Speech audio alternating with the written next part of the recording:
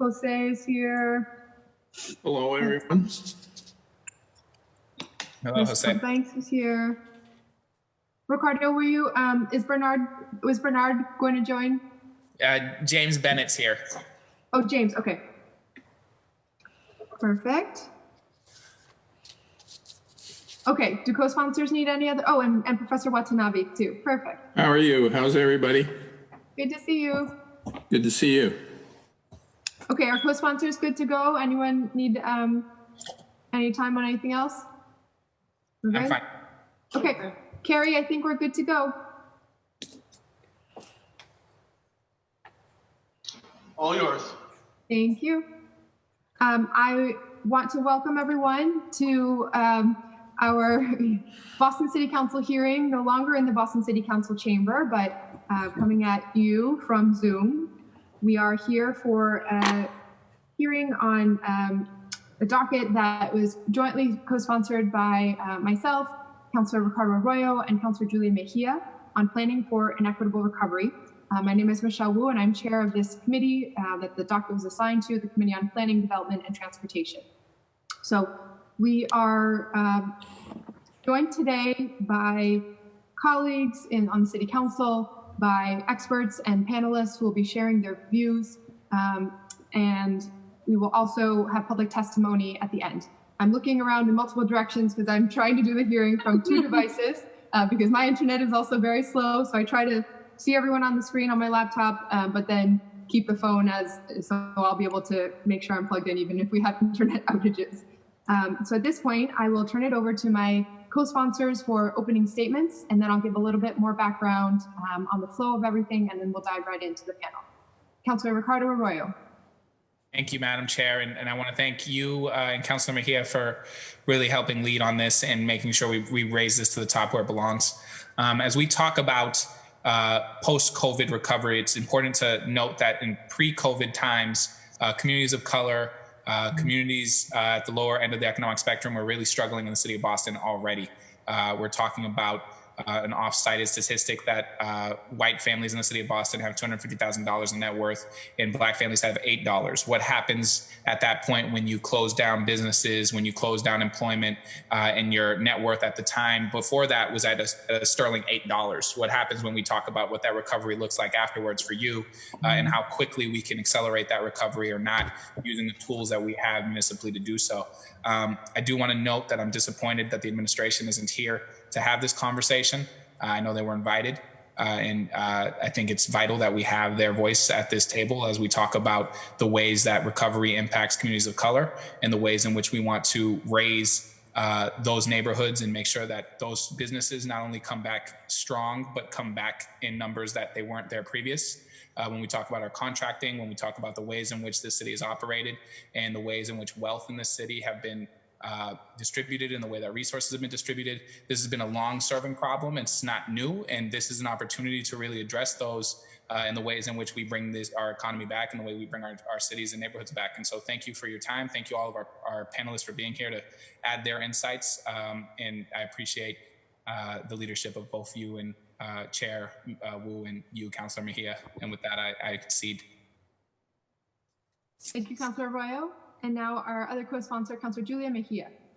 Yes, thank you to the chair. Thank you to Councilor Arroyo for your work on uplifting these issues. This is a hearing that I'm very proud to be a part of. For me, this issue is really personal because it's something that I see every day in my family and in my community.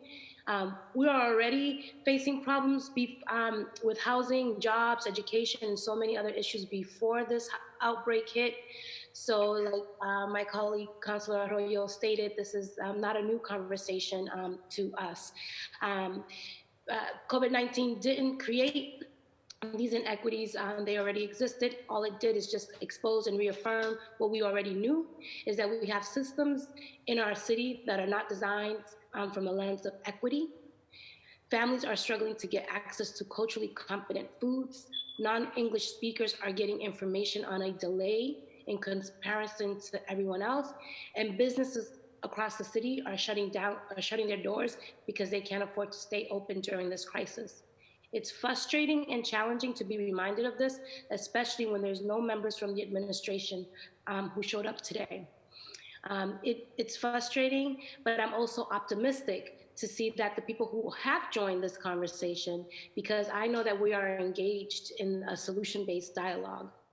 I look forward to the work that is to come ahead as a result of this hearing, and it's just the beginning. My goal for this hearing is to walk away with a clear action items and directives from the people living the reality so that we can get to work on creating long-term solutions, ones that go beyond COVID-19.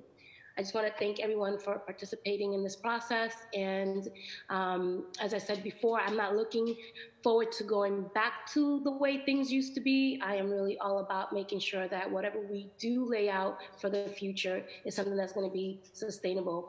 And I believe with political will, there's nothing that we can't make happen. So I'm looking forward to getting started. Thank you so much for those who are going to be speaking today and for those who continue to do this work. Thank you so much, Councilor Mejia. I will add to the very eloquent remarks of my co-sponsors and colleagues is that, I think we have really now undeniably had everyone's eyes open around just how many crises we needed to address all along, and just how much resilience and strength there has been in the community, as now the same communities and the same families who are already burdened with systemic inequities are now also bearing the burden of COVID in so many ways, on the public health side, on the economic side, and even what we're trying to avoid with this hearing, even on the recovery side, even the first steps of stimulus and relief. We see the folks who most needed that support least able to access it, whether it's because of language barriers and materials that weren't translated until much later in the process, whether it was quick turnarounds and first come, first serve, so that those who had big banks and lawyers helping them were able to get their share of the pie first. We need to make sure that the City of Boston's recovery efforts are very, very intentional. I want to just give a quick summary of the letter that came from the administration shortly before the hearing. I know we had requested, it's a very, very busy time for everyone, and there is a lot on everyone's plates. We had requested any number of folks to speak, particularly on recovery from the perspective of the schools, of planning, and especially to understand how the funds have been distributed, right? Who has gotten them? What is has that allocation been equitable? And so the response that we received today was that everybody is too busy to answer questions, but they did send a very nice letter. I'll just read a bit of it. Dear Chairwoman Wu, thank you for the invitation to testify at today's hearing. We are unable to testify before the committee due to the severity and quickly changing nature of the public health crisis that is before us. The City of Boston and Commonwealth of Massachusetts continue to experience a surge in cases, and we are making every effort to address this pandemic. While our teams are actively working to expand departmental service capacity, support our healthcare system, provide resources to our residents, and continue the operations of the city, we are also developing plans for the future. Once the surge has ended, it will be incumbent on us as government officials to lead the city in its recovery. There's a section on the Boston Public Schools describing equity efforts, describing distribution of food and Chromebooks, describing mental health supports. It says, and also describing planning for several scenarios related to school reopening with different timeframes and logistical requirements. While these plans will continue to evolve as the health crisis evolves, we expect to be able to share high-level summaries of the plans in the future. There's a section from the Department of Neighborhood Development. Housing insecurity was an issue before the pandemic, and this crisis has amplified it.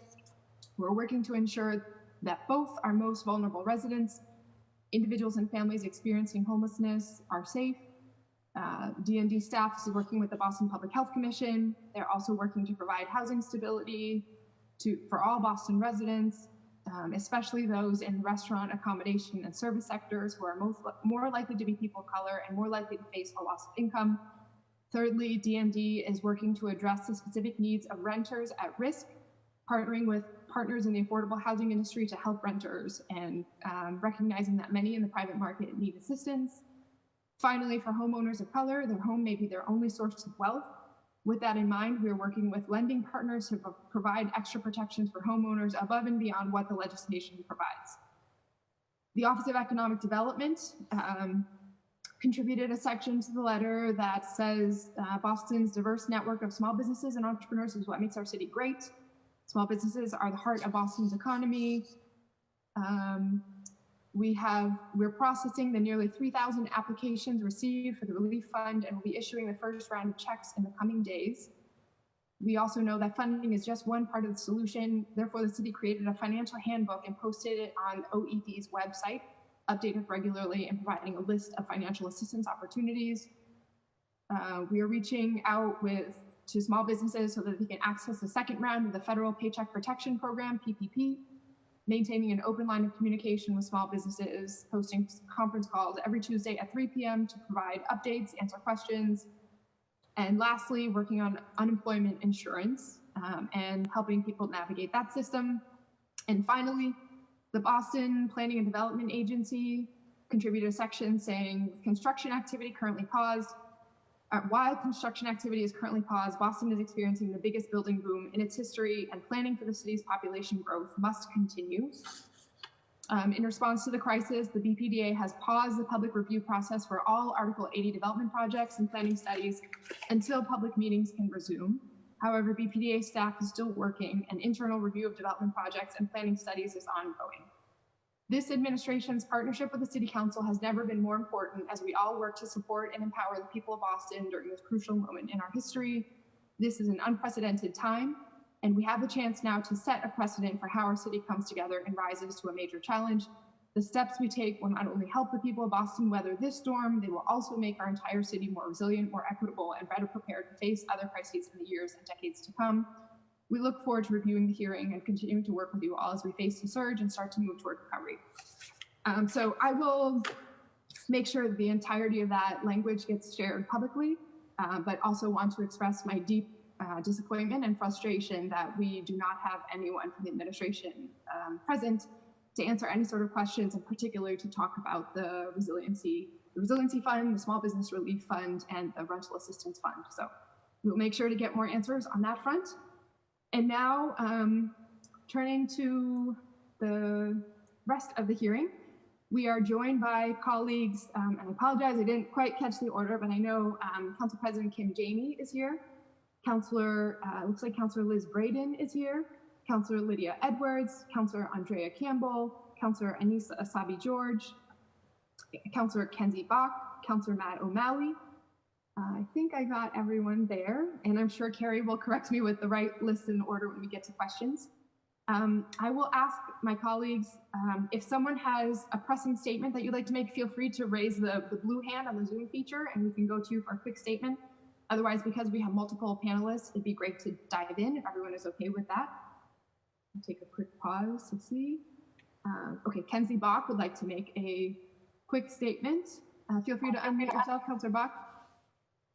Hi, Councilor Wu. I just wanted to very briefly say that I'm going to have to step out for part of this hearing, and so I just wanted to say how important it is and how much I think this is absolutely the right time to be having these conversations, because we can't be having them as part of a postmortem after the fact. It absolutely needs to be that we figure out how we come back from this in a way that's equitable and is more than equitable in the sense that it takes this opportunity of crisis to build a more just society than the one we had going into this crisis. So I really want to thank you for holding this, and to say that I will have to miss part of it, but I will review it afterwards. So thanks. Thank you very much, Councilor Bach. I see Council President Kim Janey would also like to make a quick statement. President Janey. Madam Chair, thank you so much for the opportunity, and I'll try to be very brief. I just want to go on record publicly thanking you and the other makers of this very important hearing order.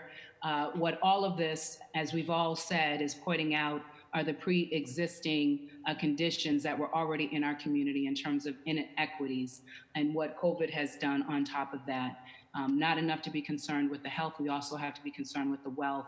Very important conversation, anxious to get to it. So thank you for bringing it forth. Thank you very much, Madam President.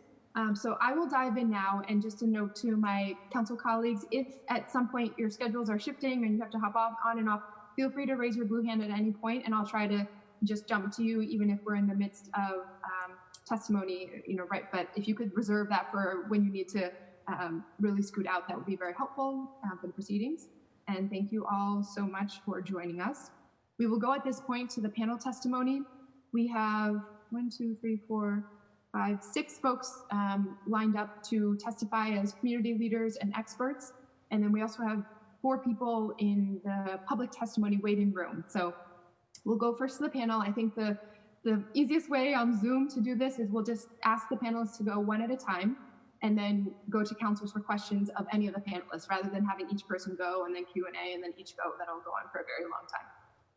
So I will start by turning to former Senator Diane Wilkerson. If you could, let's see if I can unmute you. Okay, Senator Wilkerson, the floor is yours for an opening statement.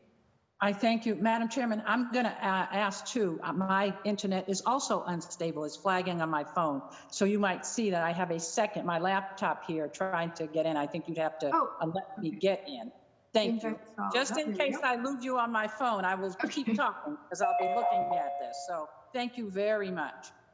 In fact, I think I would rather do that anyway. So if I can do that right now, and you can see me. Perfect. We'll do a device switch. Here I am. Hello, everyone. Can I just start, Madam Chair, by saying thank you to you, the council. Oh, hold on. Okay, I had muted your other device, but I think I'll just keep both on so that way we get sound from one and video from another.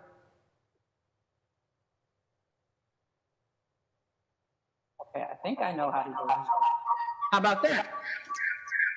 There we go. Okay, let me now mute the other. Okay, I think we're set. Okay, thank you. I just wanted to start by saying thank you to the council, to the chair, I think that to Madam President. This is so important, and I'm actually going to be brief because you all said so much in the conversation, in the introduction, that I'm going to look forward to the discussion and questions after the fact. We know, first I would say that I am so very troubled that the administration chose not to participate in this process while writing to you how anxious they were to be working with you on a plan. I'm not sure how we do that if we're not sharing information and talking, but I will leave for you to figure that out in your work. I think this is part of the old practice of Boston that we haven't figured out how to change yet, that when people don't want to work together, I'm not sure how we get there, but you have demonstrated by this hearing your focus and commitment. So here's the problem, and here's the goal. We already know that small businesses, in particular businesses of color, have not fared well even in the process of remedy through the payroll protection process. We have one major bank who didn't even bother to participate processing applications in Santander. No one should be surprised because Santander failed their CRA test for Boston, Worcester, and Springfield, the same urban communities, just 3 years ago. So it really argues for a special focus and attention, and I would go so far as to say a fund that is going to be directed to that population. They are not going to get it in this national process, in the state process at all. They just won't. If the estimate is that 25% or so of the businesses will not survive, then we have to multiply that by 3 and try to figure out what a community that's already behind in terms of the economic status looks like when 60 or 70% of what we do have is gone. Because I think that unless we move now, plan now, and work together, that's what we're talking about. There needs to be support and assistance. I know that I had a conversation with the city this morning about that. We have a group of people who are fluent in Spanish and actually Vietnamese, Cape Verdean, and Portuguese, who are standing ready and willing to assist businesses. By the time they figure out what to do, the money was gone the first time. Even the city money, the applications that they have, not sure, have no idea how 3,000 applications are going to be processed in the pool that we had. I heard after the fact about a lottery. Not sure how that works either. Just not very much information. The bottom line is that there are people in this community. I think most of you have received that document that was sent by the Boston Black COVID-19 Coalition. Is growing. We have, and the economic about that again this evening. And I would say that it's also the one, I feel like we're in our Martin Luther King Jr. moment. And that is that people were willing to talk about civil rights and healthcare, but when he started talking about the economy and the economics of racism and poverty, things got real heated. And I think that that's where we're headed. I appreciate your attention, your focus. Like I said, we have some specific recommendations that we have submitted to you in writing. You're going to be hearing that submitted to you formally by the coalition after this evening. And I just stand ready to be involved in whatever way I can. I have some very specific, successful, and solid history in developing plans around equity inclusion that worked. And I appreciate even being extended the opportunity for you to.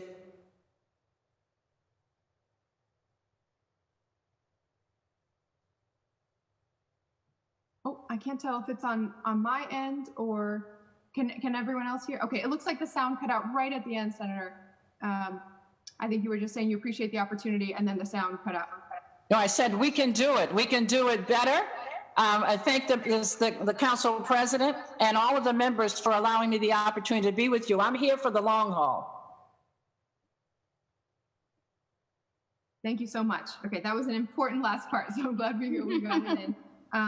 So we'll go next to Jose Duarte, and then just to preview for the other panelists, after Jose, we'll do Professor Paul Watanabe, Shogun Idowu, Priscilla Flint Banks, and James Bennett. Jose? I'll unmute you. Let me see here. Am I? Yes, we can Can hear you hear me? Okay, thanks. Thank you very much. Good afternoon for giving me the opportunity to be here today. I'm Jose Duarte. I'm the chef owner of a small restaurant in Boston historic North End. I have been in the restaurant business for about 21 years. We opened Taranta in 1999. It has been a journey for us. We've been very connected to the city for the last 15 years, 20 years, helping, cooperating, and being part of this big community. You know, as a chef and a restaurant, we are an elemental component of this whole community. Unfortunately, what has happened to us, to me, to the small business, kind of like a trauma. We feel that this is a traumatic event as a small business. You know, we went from having a restaurant that was employing 25, had 25 employees and was limited a little bit by the end of the month of February to shut down completely. So we were left with bills. We were left with having to send people home. Some of them not able to collect unemployment. Some of them, finding a really hard time to go through the system of applying for unemployment, et cetera, et cetera. So it has been a very difficult moment for me, for my family, because this is what I know what to do. I run restaurants. And when we try to do takeout, we try to do a lot of different things. We're engaged in conversations with our landlord, et cetera, et cetera. But I'm here today to actually think forward. I mean, I know that we have this issue. Grants are good, they're great. PPP doesn't work for us. I got approved, but I'm not open. I have to spend the money on the restaurant in 8 weeks. How do I tell a bartender or a server that is home collecting unemployment that it's going to make less money if I rehired him? No one wants to come back. They're afraid. Guidelines. I mean, how do I maintain social distance in a restaurant that has a 70-seat capacity, cut it in half? How do I meet my liabilities, my rent? From the point of trying to talk to my insurance company, of course, we're not getting any business interruption. We're not getting anything from all the food spoilage. You know, we try to give food away. I'm right now dealing with them and asking them to please give me a discount, because I don't think it's fair for me to have to pay a full amount on the policy if I don't have any liquor liability. I don't have anything that is representing that. So they're very hard to deal with. The whole process of applying through the PPP has been a disaster for me. I filled that application 6 times. The 7th time, I think it was right, with the city of Boston, I was the first in line. And it was very difficult because it was not clear. It was in English. So I can imagine how the bodeguero in the small neighborhood that is really doing a great job, how all the other businesses, the small businesses, are finding this help. They can't apply. In fact, I got an email sent back that I was missing information. And I said, I submitted all the information. Can you please tell me what information is missing so I can send it to you? And I have questions about what you're asking. Not an answer back. So, and imagine if someone that is trying to at least getting into trying to apply or do this from all the small communities, you know, like some of the Latino community, Black community, and they have the language barrier. They don't have the knowledge. You know, it's very difficult. I volunteer to help other small businesses to find to apply for the EIDL. So it is really frustrating. I use the word challenging. Right now is, you know, where the point is like, okay, do we take this? What do we do with that? You know, how do I deal with my landlord? Okay, so we open, but how do we open? What is the plan? So there's no tourism. We lost all the events, all the sporting events. We lost the marathon. We lost the seafood show. We do corporate business, corporate team building. That's our business. You know, we work with the tourism. What can we do to recuperate that tourism? What can we do to bring that consumer confidence back to go to a restaurant or to a place? Because we employ a lot of people. I mean, and so how can we use technology? Can we get the guys from MIT to help us design a model? I don't know, testing. What can we do? Can we see what other cities have done? Has it worked? Do we have a way to approach our landlords and tell them, how about we do a percentual rent? It's mandatory because we are not going to be able to pay your rent if we want to be in business. 25% of that PPP, that works in rural America, in the city. We're not going to be able to use that for a month's rent. I mean, so it's really difficult. So I'm just thinking that from now on, business is not going to be the same. And you see in the example, we were talking about ghost kitchens and all the apps and Uber and all that and artificial intelligence. And I think that now is coming along, you know, it's coming back with a different model. So how can we get these businesses, these small businesses, to be successful in these times that are changing? What resources can the city provide to these minorities so they can continue on the loop? I mean, in another small business we have in the city of Norwell, in 2 days, I had to adapt completely into a web-based online ordering system to do some takeout. But I was able to do it, and that helped us getting by a little bit. But how can we look at all these resources that are out there to make this happen? Whether it's consulting, advice, to all these small business, because a lot of them don't do it because they just feel frustrated. They don't have that step. So I'm sorry if I went too long on this, but. Thank you so much. This is great. And I know my colleagues will have lots of questions for you about your experience with the applications and your mentoring of other businesses and other ideas that you have. So we'll go through the rest of the panel and then return to larger Q&A. But thank you so much, Jose. And now, Professor Paul Watanabe. Let me see, hold on. I will unmute you. Oh, sorry. Oh, okay, there you go. I want to thank the counselors and my fellow panelists for this opportunity to speak about these important issues.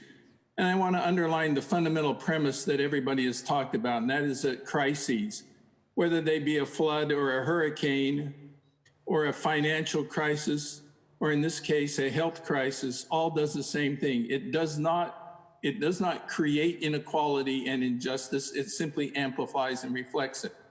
And I think that that's true in this case, and unfortunately, that's been a pattern.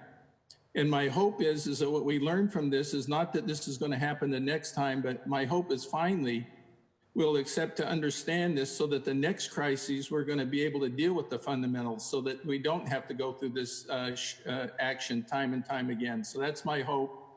And I hope that that hope will finally triumph over experience, at least related to this experience. So let me talk, and my perspective is I'm going to focus principally on the Asian American community and the extent to which they share some of the elements that I'm going to talk about with my other brothers and sisters, and some of the unique elements as well. And when we talk about some of the systemic factors, we talk in this regard about healthcare and access barriers, about economic barriers, and about social and political barriers. And I want to just give a little examples from this experience that reflects all of these systemic factors. So in terms of healthcare access, part of the discussion that has been out there has been talking about racial disparities, but principally made the argument how heavily it's impacted our Black and Latino brothers and sisters in the city of Boston. And they've had a tremendous disproportionate impact on them. But to me, what is missing significantly is what has the impact been on the Asian American community? So if you look at some of the data, if you look at the positive tests, you see that Asian Americans represent only 3% of positive tests in the city in Boston, which is less than their size of the population. So it does not seem like a disparity. However, if you look at other data, for example, the most important data, which is the death data, the deaths by race and ethnicity in the city of Boston, you will see that Asian Americans, 11% of that total deaths within the city of Boston are Asian Americans. Almost 4 times the number of positives, percentage of their positives. This indicates to a considerable degree some serious problems about that 3% or 4% figure. It indicates that there must be some problems in terms of access to testing minimally. And there's some other disturbing data that indicates there's some indication that in terms of emergency room hospital visits in the city of Boston, Asian Americans may be the top group in terms of that. So it's indicating that perhaps Asian Americans in the community are not getting tested. They're getting into an emergency situation and unfortunately moving towards death faster and in higher percentage than any population in the city of Boston. So, and what this all reflects is access to things like testing, to care, to treatment, and so forth, that is once again inequitably represented. In terms of economic barriers, as been pointed out, the Asian American community, much like some of the other communities, relies heavily on small businesses, restaurant workers, nail salons, people who are in small construction businesses and so forth. But we know in terms, particularly the federal access to programs to support them, that these programs are usually all filled up or the money is taken before they ever get a shot at it. And why is that the case? Well, probably there's often a pattern, and the pattern is this: a program gets announced, it first comes out in English, then it might come out a few days later in Spanish, and then a few days later or weeks later in other languages. By the time it comes out in other languages, all the money's gone and all the money's been taken away. So what's one of the solutions to it? Part of it is you got to understand that either you earmark or target money for minority businesses or they don't get any access to it. It's the only way by which these communities are going to be able to share in these kinds of programs equitably. You've got to be able to target certain amounts of the money, and I don't know what kind of programming the city is considered, but certainly the federal money for supporting small businesses. It's unfortunate that it didn't set aside or earmark a significant portion of money for minority businesses because, once again, their experience, their capacity, particularly with an Asian American community that is about 70% of the adults are immigrants and about half of them can't speak English very well. Their even ability to access or apply for these funds is significantly limited. And then we also think about the workers, the unemployment that is the impacts of it, that these are people who deliver grocery goods, who stock the shelves, who are providing support as well, but they're also at the other end, they're healthcare workers and so forth. So it's not only in terms of the impact on them economically, but in terms of risk as well. that there's an undifferentiated risk as well that's shared. Now, let me talk briefly about what I mean by the social impacts. For Asian Americans, this means anti-Asian violence, anti-Asian targeting.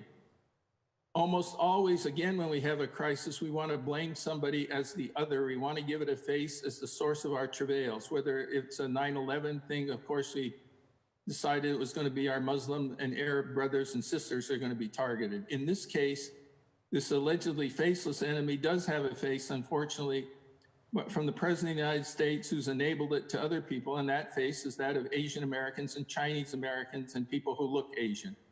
And it's had such an impact on our community that it's hard to measure. It's huge in terms of the micro and macro aggressions and actual violence that take place upon our community. Attacks, stabbings, people being spat upon, people being doused with liquids and so forth. And all of this is an impact that it's had on our particular community. And it's one that's shared again at a different time with different groups, but unfortunately under these circumstances, our community is the one that's hit particularly heavily in these regards. So in all of these realms, I think it's necessary for us to understand that we need to have ways to respond. We need to have ways to respond to systematic oppression, systematic injustice, and systematic inequality. And again, I applaud the idea to not look beyond.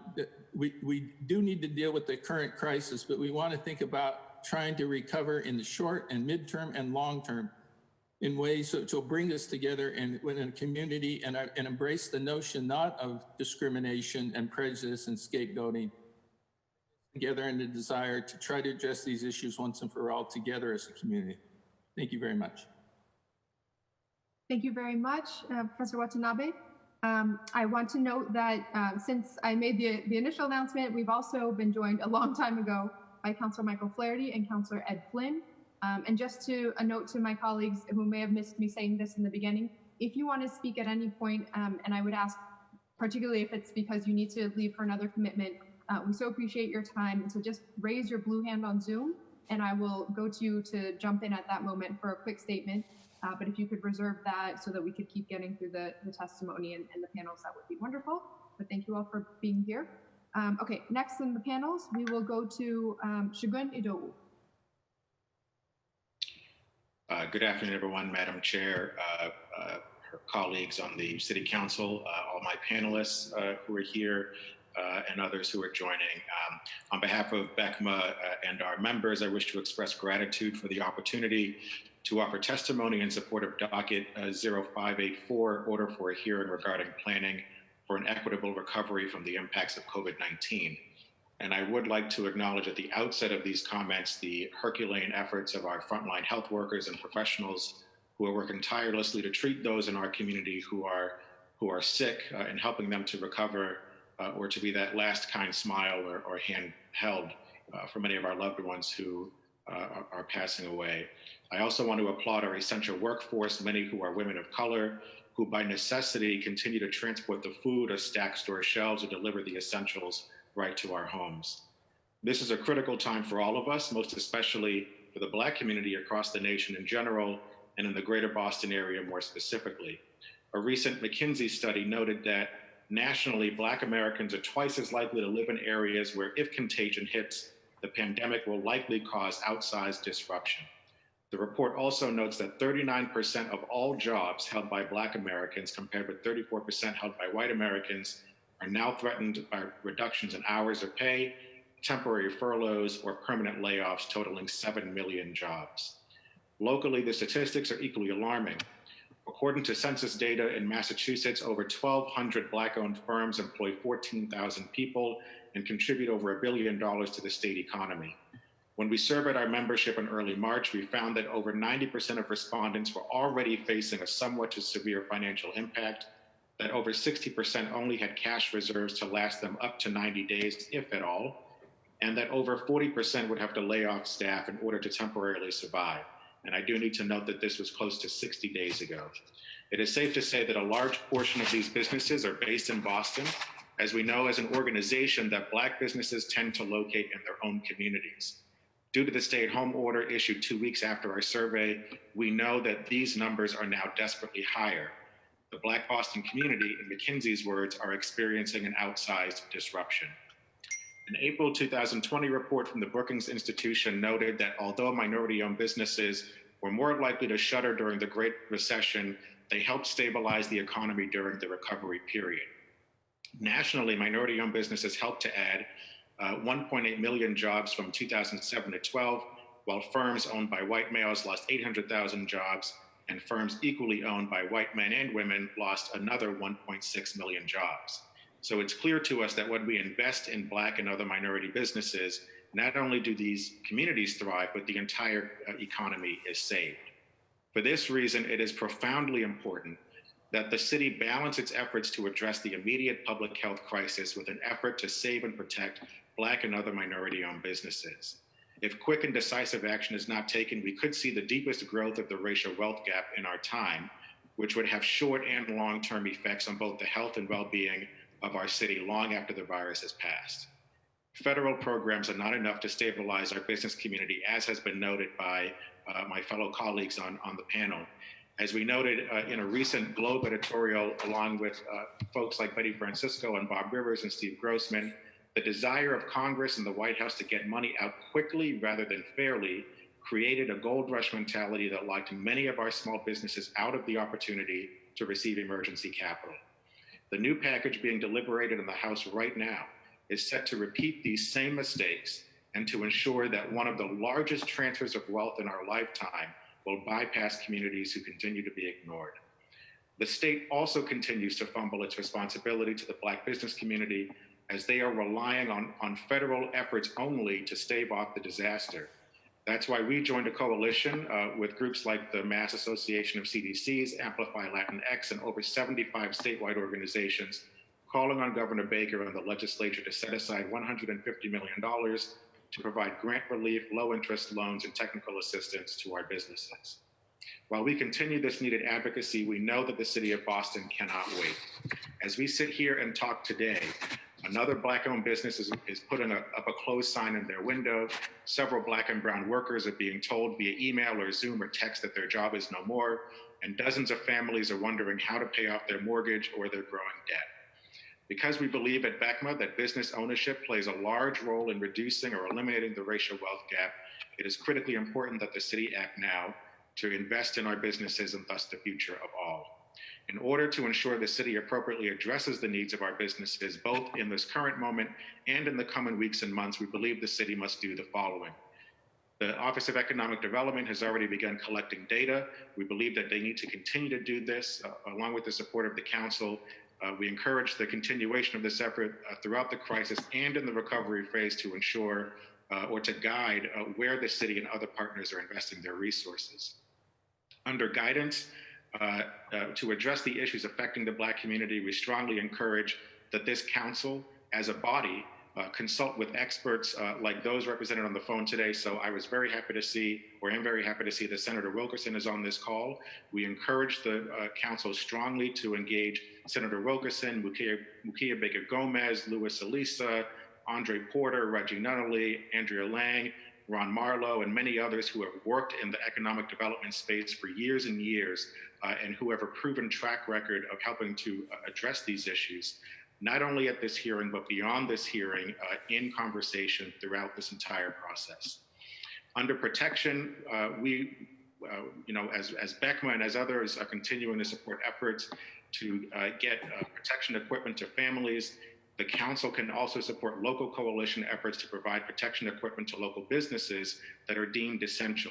Right now, there are owners and workers who are continuing to go to their job sites without protective equipment because of the lack of availability or their inability to access this equipment. And so, as we all know, this is increasing the chance of spreading the virus to one another, as well as bringing it back home to their families and their communities. In the realm of grants, it's been noted that the city had or has a small business relief fund. We believe that they should continue their efforts to replenish this fund so more businesses in the city can access needed capital. But we also believe it's important for the city to support efforts like the Business Equity COVID-19 Emergency Fund out of the Business Equity Initiative, out of Eastern Bank and the Foundation for Business Equity and the Boston Foundation, because it's funds like these that are targeting Black and brown businesses And so, working with their proven results, I think the city can go a long way towards supporting Black and brown businesses here. Jose noted earlier the difficulty of paying rent as a business owner. Completely agree, and many of our members are facing that as well. Now, we do know that the state recently passed legislation to halt the evictions of renters and business owners, but there needs to be a freezing of rent and mortgages, because the way it stands now, as soon as this legislation sunsets, there's nothing to prevent the landlord from immediately filing for those evictions. And so we need a halt to rent or mortgage payments right now, and look forward to working with the city to do just that. In terms of funding, Joyce Faribault Bowling noted in her op-ed in the Herald yesterday that the City Council should take actions to release CPA funds, where a lot of that money is dedicated to small business support. And so we encourage the council to take action on that. And of course, almost a year ago, many of us were sitting in the Ionella chamber talking about equity in City of Boston contracts. And so, this is a time where the city is spending a whole lot of money on a lot of contracts in order, for folks to help in this process, either in the protection of the citizens or even in the recovery phase. This is an opportunity for the city to connect Black and brown business owners to these contract opportunities, but also we need to hold the administration accountable for contracts that exist outside of the crisis, whether it be in BPS or some of the larger departments. As these departments continue to roll on, there continue to be barriers to our business members to win these contracts. So we need to, last year, BECMA submitted not only testimony, but recommendations on how to eliminate those barriers. And so we'll hope that the council will review those recommendations and that of everyone on this panel to remove those barriers and make sure we're connecting our folks to lucrative opportunities. And so I'll just end by saying that it's been noted by councilors in the beginning that we've been facing these issues long before COVID-19, but we don't need to continue to experience them after. So we have a unique opportunity to address this. And again, I really do appreciate the co-sponsors of this legislation, of this hearing, Councilor Wu and Councilor Arroyo, Councilor Mejia, and all of the councilors who have joined the call, and the fact that we are thinking about the recovery phase. A lot of the focus right now, of course, is in the immediate crisis. But for me, equity is always talked about in public spaces and cheered, but oftentimes it is at the back end of a conversation. So I appreciate your lifting this up and talking about the recovery and equity at this moment. So I'm looking forward to continued conversation and answering the questions. Thank you. Thank you so much, Shagun. A lot there, and always appreciate you always come with specific recommendations and always in alignment with what we've been talking about all along. So thank you for being part of the panel. Next, we will go to Priscilla Flint-Banks. Ms. Flint-Banks, I see you on the Zoom, but my computer, it says you're connecting. Can you hear us?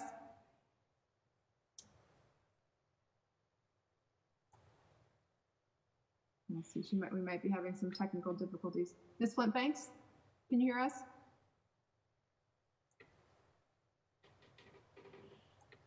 Okay, we'll skip over and try to contact her, see if we can get her reconnected.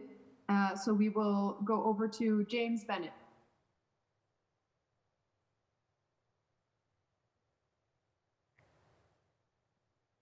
My name is James Bennett. I own a store downtown for like 20 years. I live in Rosendale, and right now I'm just a small business owner. And right now, this is crazy to me. I don't understand. I get questions. I can't get my questions answered. For example, when I first tried to fill out for this information for help, I tried to fill out online, and then it said to talk to your bank. I go to my bank. My bank is Santander. And then when I see Diane Wilkerson just said something about Santander Bank, they told me to go back to my computer and fill it out there. And during that whole time, when I started filling out, it said, "Oh, the money's ran out." I'm like, "What is this? Where they put a couple of dollars up there or something?" I'm like, what is going on here? So just right now, and like I said, I've been a business for 20 years, and I just would never think I would have to go through this type of stuff right now. And right now, it's been very stressful. Last week, it got even more stressful. But I'm saying, like, I feel like we're not getting no help out here. All I need is, like, support and assistance as far as knowing where to go to, instead of every time I go over here, go over there, I'm not gonna get my answers, my questions answered. So that's pretty much it. That's it. So I'm like with everybody else. I just need, like, how we gonna get through this? Because like I said, I've been in the business for 20 years, and like I said, I'm 50 years old. Look for another job somewhere. I'm like, I have to do. Of course, I'll do what I have to do, but I'm like saying, wow, this is right, as I say, crazy. So that's all I gotta say.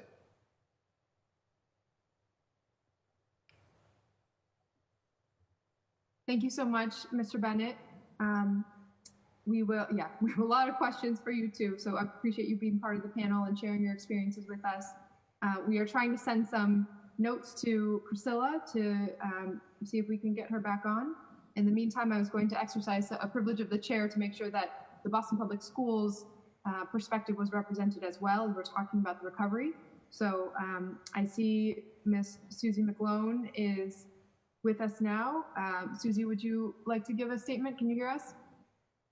Okay, let me unmute you. Thank you. Hi, sorry, I was just texting the other mom who was going to be on. She's actually on with her son's teacher right now.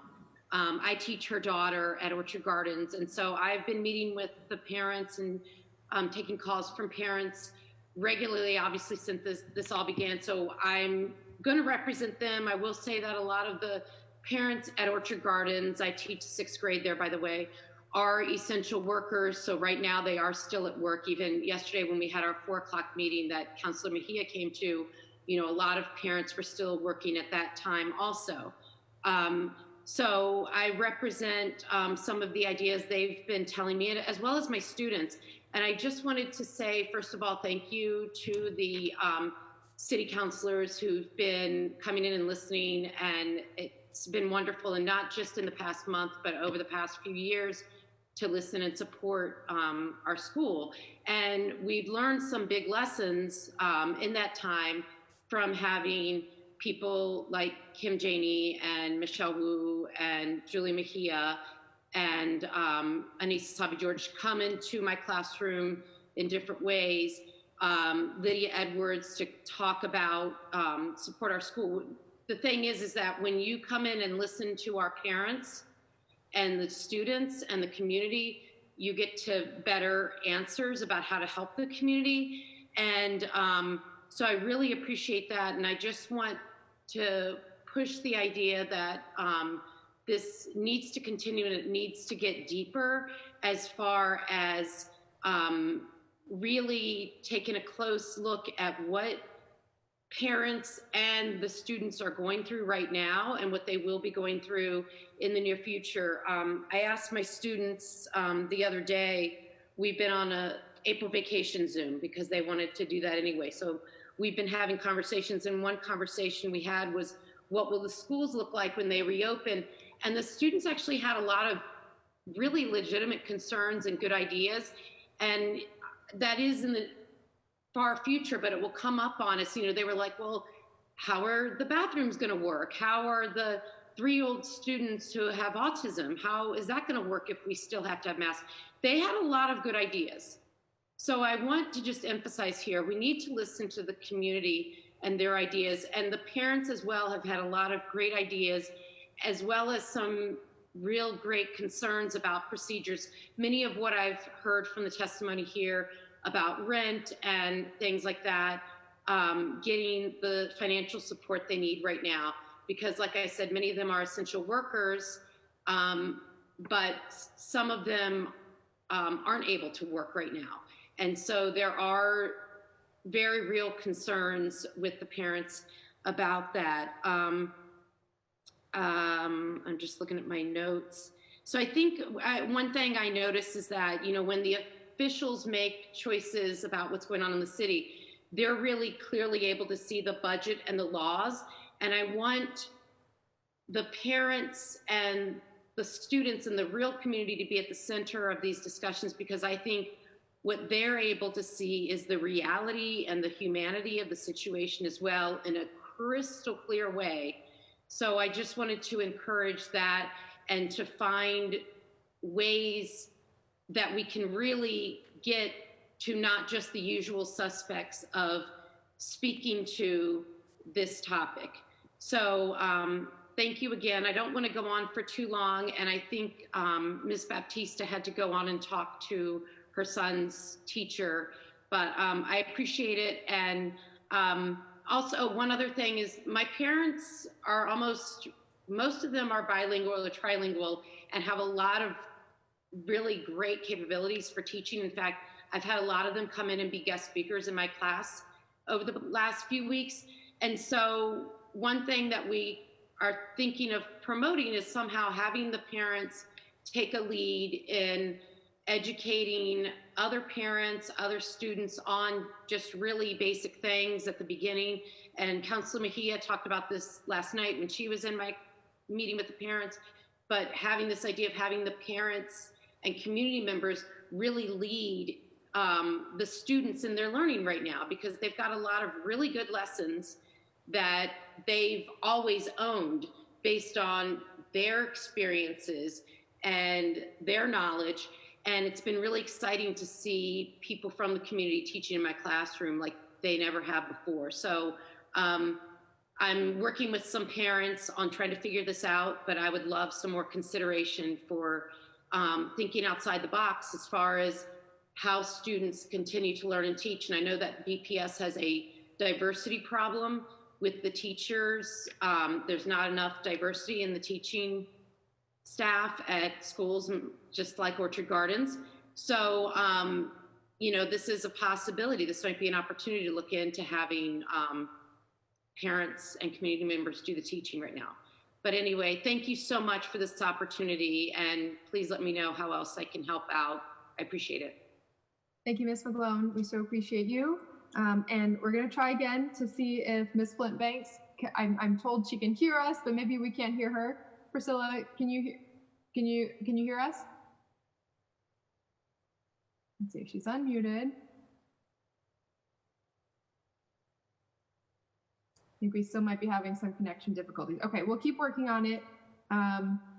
And Ms. Flint Banks, if you can at any point, I'll ask my staff to reach out directly and keep going back and forth to see if we can get your audio working. In the meantime, we'll go to questions from counselors. So we'll start with the co-sponsors, Councilor Ricardo Arroyo. Thank you, Madam Chair, and I just want to thank all of our panelists for their insight. I'll try and keep this brief so that we can give more space for other folks, and then I'll do a second round. My first question is for Chef Duarte, if you can be unmuted. Thank you for joining us today.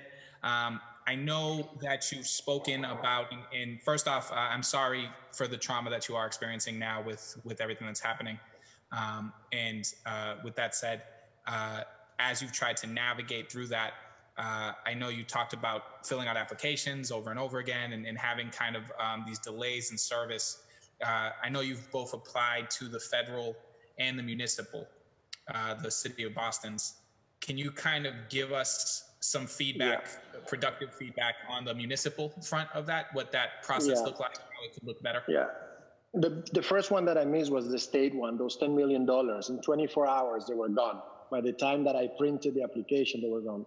But in the municipal, the first thing was that once they announced that, there was no indication on whether you apply online or you apply personally or in a form. I mean, there was no indication of how that application could be done. So once we found out it was going to be online at noon that day, we were kind of waiting in line, everybody on their computers.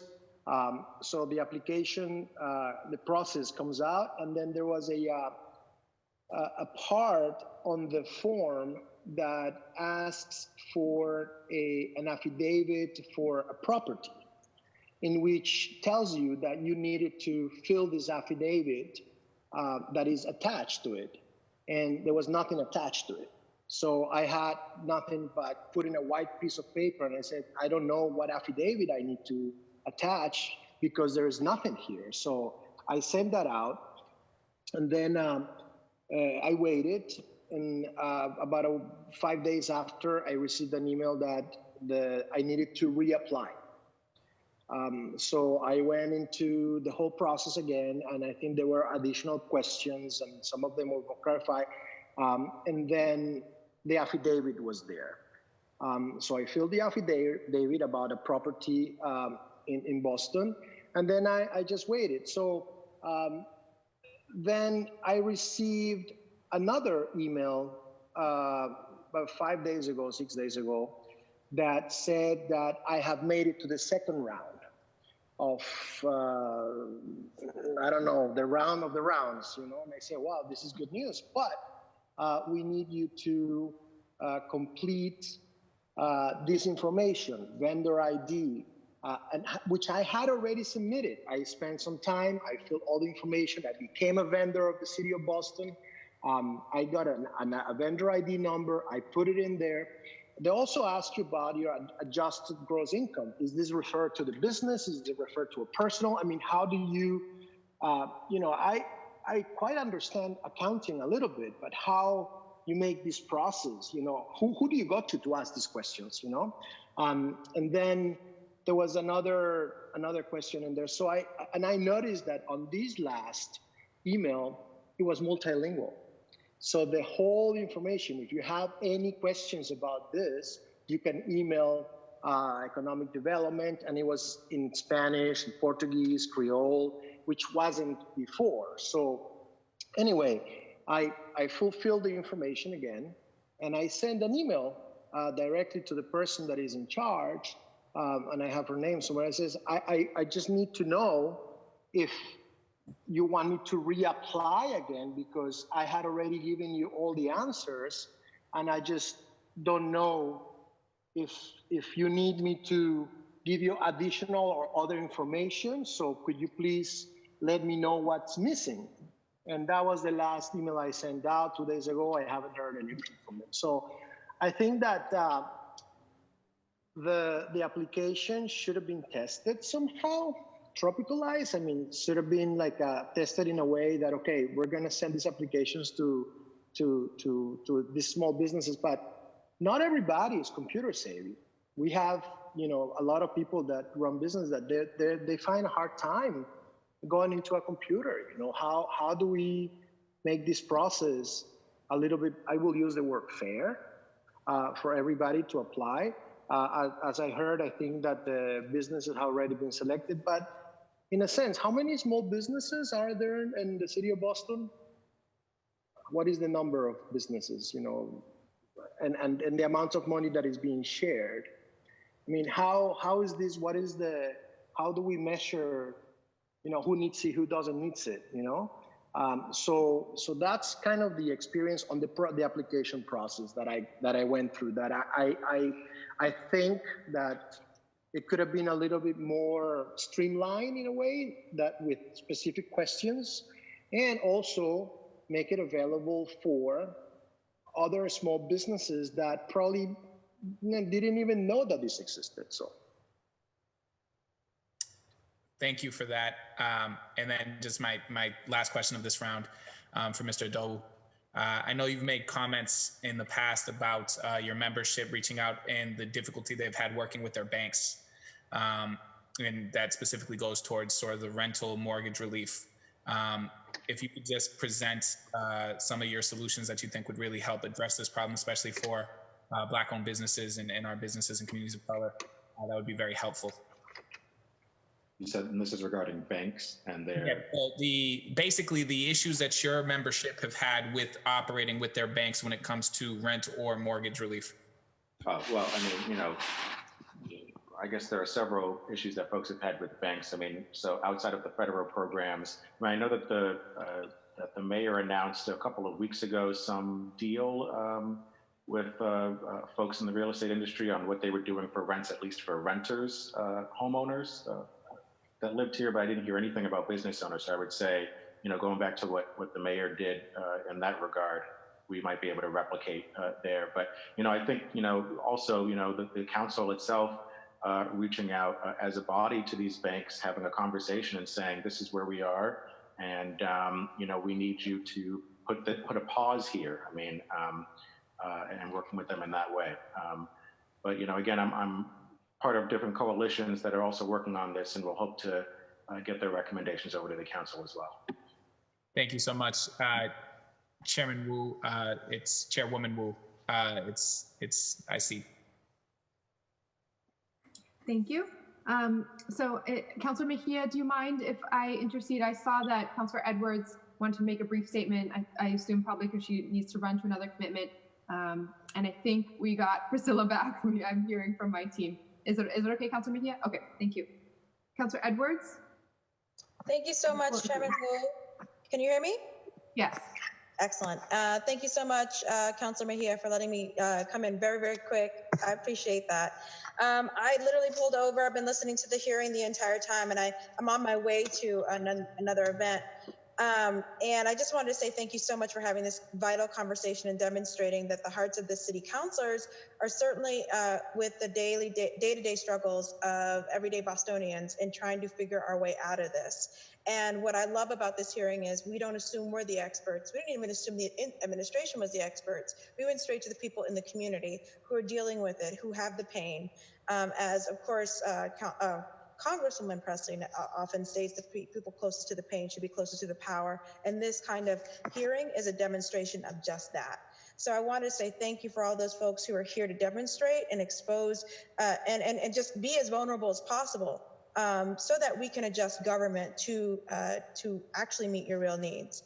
Two comments or two things I wanted to highlight. Number one, yesterday we had a vibrant hearing with 4 members from the administration about equitable planning, which as we know is directly connected also to our recovery.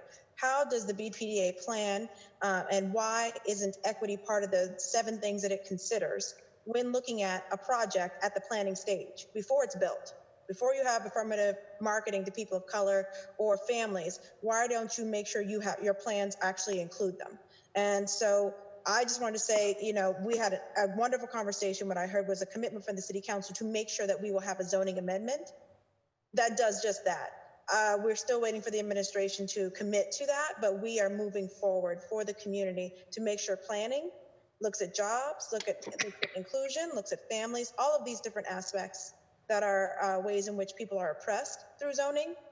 We're gonna make sure that as we plan, we will be lifting those oppressions, number one. And number two, this conversation will continue, especially about the city contracting. I've heard that come up on April 30th. Councilor Janey and I don't know if she mentioned this in her brief remarks, we are having the Boston residency and job policy hearing, where we will be going through, and this is part of the biannual hearings that the administration required. In I don't know, 2 or 3 years ago, we were required to have a hearing in April and October to analyze the new guidelines or the new quotas for the Boston residency job policy, which is 52% of the jobs and construction should be people of color. Should be Boston residents, 40% people of color, and 12% women. And we have not met those numbers in many cases. So we will be coming back to look at the numbers and also for the first time looking at how they're enforcing. They have a fine, they have real life data coming into them. And this is a great time to set up that infrastructure, which many times they had said, well, we are trying to set up the infrastructure so we can. Well, I bet you can now. And I bet you have the time to finally set up the guidelines to monitor that so that we are making sure come October, when we are unleashing and getting to work and supposedly making sure people in Boston, people of color, women are working on these projects, we'll be able to monitor on literally down to the day, looking at the paycheck stubs and looking at who's there on the job. So that is April 30th. If you don't have that in your calendar, for those of you who are concerned about who's working, please come to that. Thank you so much, Chairwoman Wu. I have to go. I love this kind of conversation. And I just thank you, Councilor Mejia and Councilor Arroyo. 2 freshman councilors came out swinging hard and with boldness and bravery that is just wonderful and a breath of fresh air for all of us who were there before you. So thank you so much for all of your work. I have to go, everyone, but thank you. Thank you, Councilor Edwards. We so appreciate you. Okay, we're going to try one more time. Ms. Flipbanks, I see you're here. Okay, I'm unmuting you. Can you hear us, Priscilla? Yeah. Can you hear me? Woohoo! Yes. Oh, yes. Thank you. Finally. Thank you all for having this discussion. As Lydia just got finished talking about one of our pet peeves, something that we worked on so hard, and that was the Boston Resident Job Policy and the new ordinance, as well as the Economic Justice Commission. So we are happy to hear that. However, we are suffering. And when I say we're suffering, we're suffering. And our communities, the communities that we service, our people don't have anything. When I say anything, I mean we are the last to get. We need masks. This should, we understand that the health community needs the mask, but so don't we. So doesn't our community. So we have taken up raising money to get masks. We have raised money to get gift cards to people so that they can go and do shopping. There's also people that you may not even think about that needs to go to the laundromat and wash their clothes. And we have been able to partner with a laundromat that we are sharing, and we're giving out gift cards for people to go to the laundromat, $40 on each. And the laundromat said that he would do it again. These are the things that we are trying to do as a grassroots nonprofit organization. The fact that when this money came down, the business, for the businesses, a lot of our community did not receive it. It was the same thing in the mortgage day when they keep asking you to repeat. So send this document, send that document. And people get frustrated sending the same documents over and over again. So clearly, this is an opportunity for a lot of things to be changed in the way they have been being, and especially around the construction. Because as Brother Lowe says, if Marty has enough power to shut down all this construction, then he have enough power to ensure that people are in compliance when they go back to work. And the small businesses, we know it's horrible. It's horrible.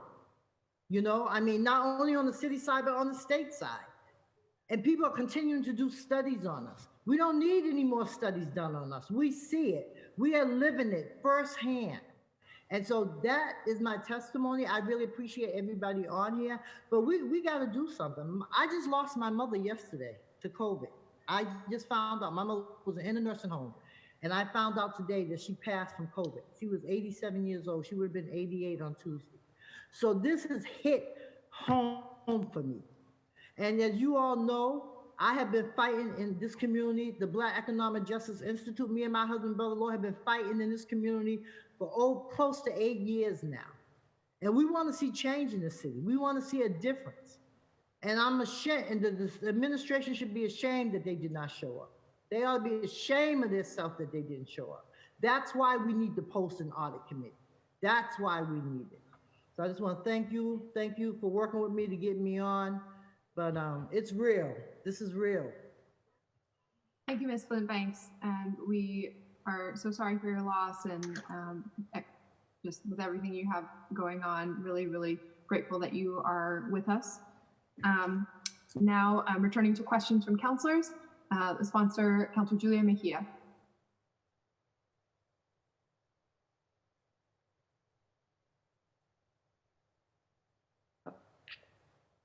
Can you hear me now? Thank Yes. you. Thank you, Chairwoman Wu and our panelists and Arroyo for your partnership in this work. I do have some quick questions, and I share the same frustration and sentiments, right? I feel like I'm at a point in this work that I want to move beyond the dialogue. I feel like we've already talked enough about these situations, and so I'm really looking forward to the action piece of this work. But my question specifically right now is for Professor Wantby. Did I pronounce it right? Professor Paul? Yeah. Uh-huh. Yeah. Okay. Yes, how are you? Okay, good. So this is in regards to higher education institutes in Boston. They were one of the first to shutter their doors once the outbreak hit. And I'm just wondering how colleges and universities, particularly in my majority minority campuses like UMass, are addressing or have addressed the issues of xenophobia and language access.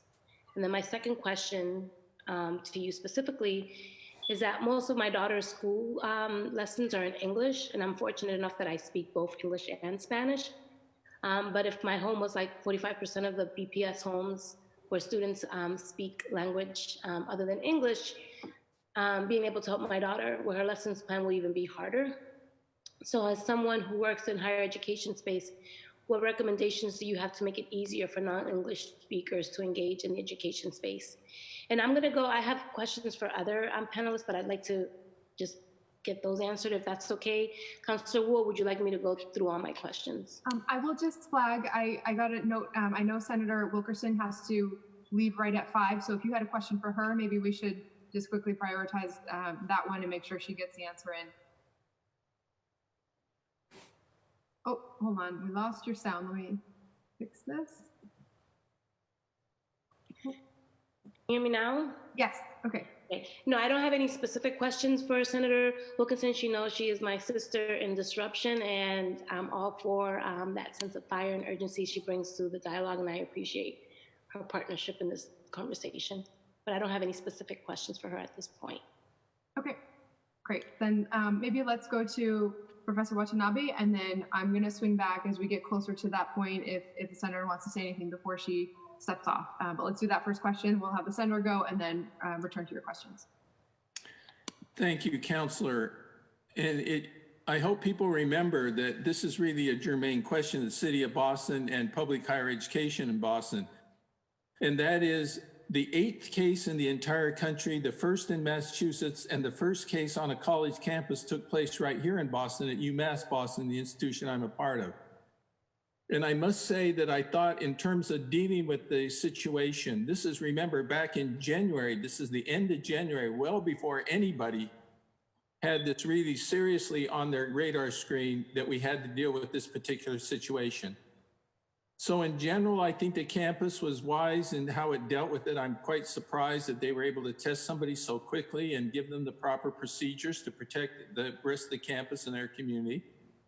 And I think it was useful that at the very beginning, not only did in announcing the case, did they talk about the health consequences, but they also talked about the need not to scapegoat and discriminate against anyone because of this crisis. And the anticipation of this, I thought, was very valuable. It spoke to the concerns that a lot of us had. And I must say, I was able to get consulted a bit on some of this language to make sure that we not focus only upon the health consequences, but we talk about the social and the legal and the racism that is often a part of these situations from the very beginning.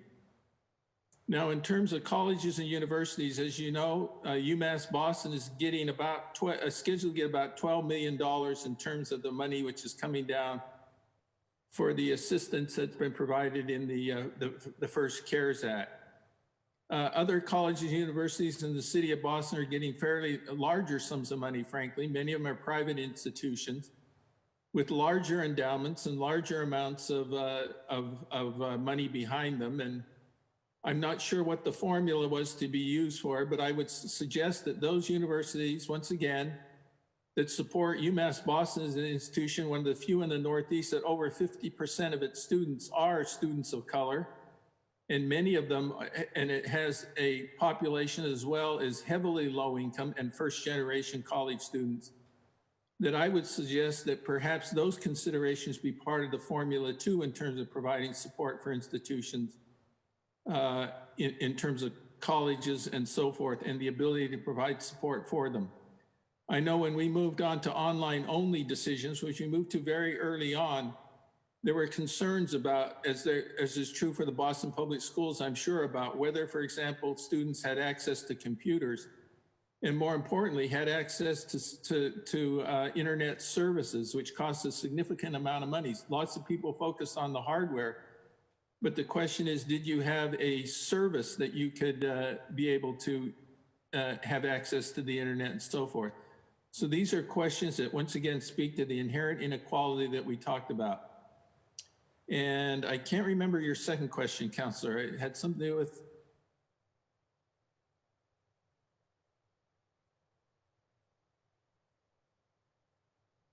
Sorry. It was specifically around students who have access or limited English proficiency and what that transition has been like to support those type of learners. That's an excellent point. And one thing about crises, including this one, they reflect things that are possibly the common everyday experience of families under these situations. So the notion, for example, that families that do not have English speakers in their home, the role that their children have to play as representing them with the government and filling out forms and doing all that sort of thing has been reflected once again. And the notion that automatically you hear all these wonderful stories, and they are wonderful stories of how parents are helping their children with their homework and helping them sort of do some teaching and so forth. A very difficult thing to do if your parents don't speak English and the instruction is in English and so forth. So once again, this is a crisis that both amplifies and reveals some of these factors that are the everyday existence of students in the Boston schools and families that have heavy foreign language speakers in their home, and the need to respond to their particular needs, whether it's filling out a form to get assistance as a small business, or assisting with the schools, or filling out the census even, or just doing a variety of different activities. I hope that this has revealed some of those inequities and our need to address them. So thank you for asking about it. Thank you. Thank you. Thank you so much for participating in this conversation and informing our thinking. I'd like to move on to Chef Jose, if it's possible. Counselor, is it okay? I know the senator has to hop off and wanted to say one thing. So let me go quickly to Madam President, who wanted to make a quick statement, and then Senator Wilkerson, and then back to Councilor Mejia's questions. Thank you, Madam Chair, and many thanks, Councilor Mejia, to you, to Councilor Wu, and certainly to Councilor Arroyo for, again, bringing this very important hearing forward. And thank you for all of your leadership. I want to thank Councilor Edwards for bringing up our hearing that's happening at the end of the month. Offer my deepest condolences to Priscilla. You have my prayers, but not only my prayers, you have my continued advocacy on this important work. I also just want to thank the panelists that are here today. I've spent the vast majority of my career working as an organizer and as an advocate, and I know that that is how you get things done, working in coalition with each other around a common shared goal. So I really appreciate that everyone is not just here on this call, but for all the work that you're doing, and really appreciate the entrepreneurs on the panel, because I know you guys are really being hit particularly hard. Just wanted to share, as we've talked, that since the beginning of this pandemic, we know that it is built upon existing inequities, and that those inequities are being exacerbated by this pandemic. I think Councilor Mejia, as a sponsor of this important hearing order, has said, as some others, we don't want to go back to normal. We want to lift up all of the important things that we have shown when there is urgency. We have shown when people come together and push, we can get things done. People have been more kind, more generous, and we need to continue with that. I know I don't want to go back to normal, because going back to normal was killing us. It was a slow, painful death for Black people, for people in the Latinx community, for poor people, and it's an agonizing death that looks like the health disparities that we've been talking about, whether heart disease, asthma, diabetes. And in my district, that plays itself out with a 30-year mortality gap from one end of my district to the other. And I think it's important when we talk about this that we lift up that this is about systemic inequities. This is not about personal choices. It's not about blaming people for having heart disease or diabetes. It is about the systemic inequities that are a result of structural racism, this situation was created by city councils and state legislatures all across our country, as well as the role that Congress and our courts have played in creating these inequities. And so I just want to lift up, it's not this personal choice, because I think a lot of people want to, talk about, well, people shouldn't smoke, or maybe they shouldn't drink. So it's really important that our starting point is the structural racism, and that it is about these inequities. And so I don't want to go back, I want to go better. And as the president of this council, I am just so incredibly proud of my colleagues on the council for the work that you guys have been doing, not just, post-COVID in this pandemic, but pre-COVID. Because again, many of these issues existed, and this council has been on the case. Many of my questions were geared toward the administration, and I'm disappointed that they're not here to answer those questions. But the last thing that I would say, for me, this is about racial and economic justice. And we have to be intentional and use that equity lens, but we can't get to real justice unless we're repairing the harm. It's not enough to stop the hurt and stop the harm. And many folks would say that harm is still happening right now, but it's not enough to stop it. You have to repair it. And until we repair it, we're not going to have true justice. So again, I appreciate my colleagues. I appreciate everyone on this panel for bringing this conversation to light, and really for the work that is happening. So thank you, and I will try to stay on for as long as I can. Thank you. Thank you. Okay, so now we'll go over to Senator Wilkerson. I know she has a hard stop at 5. I am hosting a conference call at 5 o'clock, so I have to be on there, but thank you. The president's comments were a perfect segue to my closing comments. Number one, we all know and we keep talking about the historical inequities that Black and brown people are facing at every level, as residents and as businesses. And what she said is really my closing point. And that is, we can't keep talking about it and then sending these same businesses through the same old process and then being surprised that we hear what Chef Duarte is telling us. What he shared with you is what I've heard with every business, small business that applied except one, about the constant email saying you still need more information and there was no information to come. So what we're seeing is what happens when you try to do equity and justice on the fly. And what I would just say to you is and I'm at a point where I said we have to talk in those stark languages. That's what I take away from what the president said. We have to call it what it is, because when we talk around it, people don't always get this. This is the argument for a separate fund for Black and Latino and businesses of color. I think we just made it in this conversation. I will be following up with Sagan. I'll be following up with Mr. James Bennett, because I want to hear more about that, and with the chef as well. But mostly for the council, I just want to say thank you. We can't do this without getting the city in the room. And if you need us to be speaking loudly about that, we're here. I was hoping that Priscilla would speak more, and I know she will, about the work that the Black COVID-19 Coalition is doing, because they have some very specific suggestions around it. But we have to start with information. We must get an accounting of the monies that have been spent and the monies to be spent. We must. There's no way we move forward in an enlightened way without that. And I know that is something that we can count on Sagan and Beckma to help and support us doing. So thank you to the council. I can't wait till the April 30th hearing. Madam President, you will remember last year I had to leave. Well, I'm here now. There's nowhere I can go. So I look forward to participating and supporting you, because I think that was one of the most significant hearings that I attended, not just last year, but ever, because you guys were real.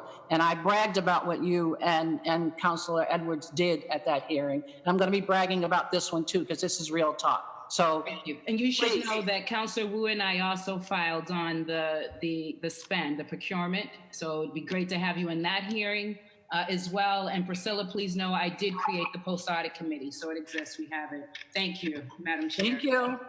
All right, thank you both. Thank you, Senator. Now, finally, to the very, very patient, thank you, Councilor Mejia. Back to Councilor Mejia to finish our round of questioning. Yeah, and I wasn't sure, am I still on mute? Am I good? Can you hear me? You're good, yeah, you're good. Great, and I'm not sure because I was muted before when I first started speaking. I just wanted to also send my condolences to my sister in service, Priscilla, in regards to her mom passing. I'm sorry to hear that. And I think my question was, my next question was to Chef Jose. So when initially the rental relief fund was open for the city of Boston, the one just for the rents, I applied just to see what the experience would be like, just because I'm an exponential learner. I like to figure it out, to figure out how I can, what I could do differently. And one of the things that I was replied back with a response later to find out that they were moving into a lottery, and then that I was number 14,332 on the list, some crazy number like that. But there was really no other feedback in terms of what else was out there, or what other information, resources that I can apply to. And I'm just curious, based on your own experience, when you said that people can call, but no one knows what's available to them, do you think, was that a resource that you felt, was there any follow-up with you post the application process? Did anyone check in to see how things were going? Did you get any other referrals? Not at all. I mean, I basically learned through my accountant that the city was launching this business relief fund, and that we should go to the website. And there was some information about the SBA, and I've been following all this very close with the SBA and all the changes that were occurring daily, and the whole situation with the banks, that a lot of the banks wanted to pull out last minute. They didn't want to do the SBA PPP loans because of the liability they were going to be under. But anyway, in regards to the one in the city, I never received a follow-up. At this point, I am trying to help my business no matter how. Today, I applied for a Facebook grant. I applied for the city. I applied for the AIDL because I need to somehow get by. I mean, I owe money. I need to reopen. What's going to be? It's great now. I mean, we can get all this, but how? What's next is the important. And I take it from what you start speaking. Okay, we know the reality, but we have to actually think about what's coming. And in regards to the application, it was just a simple application. I received the email after a while, and it was not a personal, it was a general email, generic. There was no like one-to-one. In fact, at the beginning of the process, when I found out that was a form missing, that everybody was going to get hung on that one, I reached out to Councilor Arroyo and I said, hey, I think there's a form missing, and people are not going to be able to fill this up because it's just not there. It's just done wrong. So he tried, just email the economic development. I said, I emailed them and I didn't get an answer. So, and I understand they probably had 5,000 emails, so everything is collapsed, and it's a crisis, but and a lot of those resources that are out there, we're just trying to figure things out. I mean, we were all crazy about the PPP, but now it's going to be dead for me because I can't open. I don't know when I'm going to open, and I cannot use those funds. If I get approved and if I get the money in the bank, I have 8 weeks to use it. 25% of that is got to go to rent, utilities, and the other 75% to payroll. My guys are collecting unemployment. They're most of them are making more money than they normally make on a weekly pay. So how this is like, a little difficult. So I mean, and this conversation for me, I'm here to sort of share my situation and share how many of us in the small businesses are going through this. But I really, really think that the conversation going further with equality and everything's got to be a strategy to recuperate, to reopen, a strategy to bring the economy back to what it was. I mean, we need jobs. How do we get those jobs? Well, we need to bring tourism back. We want people to come back to Boston. We want corporate. We want all the events. We want all this so we can, generate all that. So, I mean, that's kind of what's I cannot think about what happened. I want to think about what what could we do? What can we do? You know, like how can we fix this? Thank you. Thank you for that. Thank you. I do have one more question, but this one's for Shagun. Okay, so I'm moving on to my last questions, and it's about BECMA. I know that BECMA had a survey that was near to the start of this outbreak, and it concluded that over a half of businesses who responded to the survey will have to shut their doors within 6 months, given their current cash flow. We're now less than 2 months since that report was released, and I'm curious to know how many businesses have been impacted so far. Would like to know how many businesses in your network were able to benefit from the small business grants issued by the city, state, and/or federal government, and how many of the businesses in your network applied for grants but haven't received one. And am really curious as to whether or not you were invited to the table in regards to putting together the set of criteria, or did the city reach out to you to help inform this thinking at all around the recovery, around the fund? Just curious. Thank you, Councillor, for the questions. I'll start off first with the number of businesses. I'm actually happy you asked that question. We're actually putting together a survey to send out to our members to collect just that information. We held off on sending that out in the last week because we know that our businesses are surveyed out. I mean, literally, they're being inundated with emails trying to collect information. So we're trying to hold off on that. But exactly to your point about the fact that this report came out almost 2 months ago, we do need to begin collecting this information on our members ourselves. So that survey is going out next week and will be for the next couple of weeks after that, ensuring that we get a robust response to that to be able to answer that question. Anecdotally, I'll say that many of our business members had issues accessing any number of the resources that are out there. I'll stick with the government resources and not talk a lot about any nonprofit resources or corporate funds. On the city level, we know that a number of folks did apply. I can't say that I heard any different in terms of the issues that were presented on this in this hearing today. We have some members who successfully applied, others who received the same feedback or lack of information thereof on the process. But really, a lot of our folks tried for the federal resources. This is where the majority of the issues were when the Paycheck Protection Program in particular was supposed to roll out about 3 Fridays ago now. A lot of our members bank with, like Bank of America and others, who immediately set out the gate, we're not doing business with you if we've never done a loan with you, which automatically put Black and brown folks out the mix because, as we know historically, banks don't do, we get denied loans. And so we automatically were not able to participate in this program with some of the larger banks. As the days progressed and more banks started to open up who got access to this, it became quite clear that if you had a CFO, if you if you were a well-resourced business, you would be able to take advantage of this opportunity immediately. We've all read the stories of how corporate entities like Shake Shack and Ruth's Chris, who it was just announced as giving back the money, but to little avail, it's their money, and so there's no way for us to access that at this moment. But they all got money, and our businesses did not.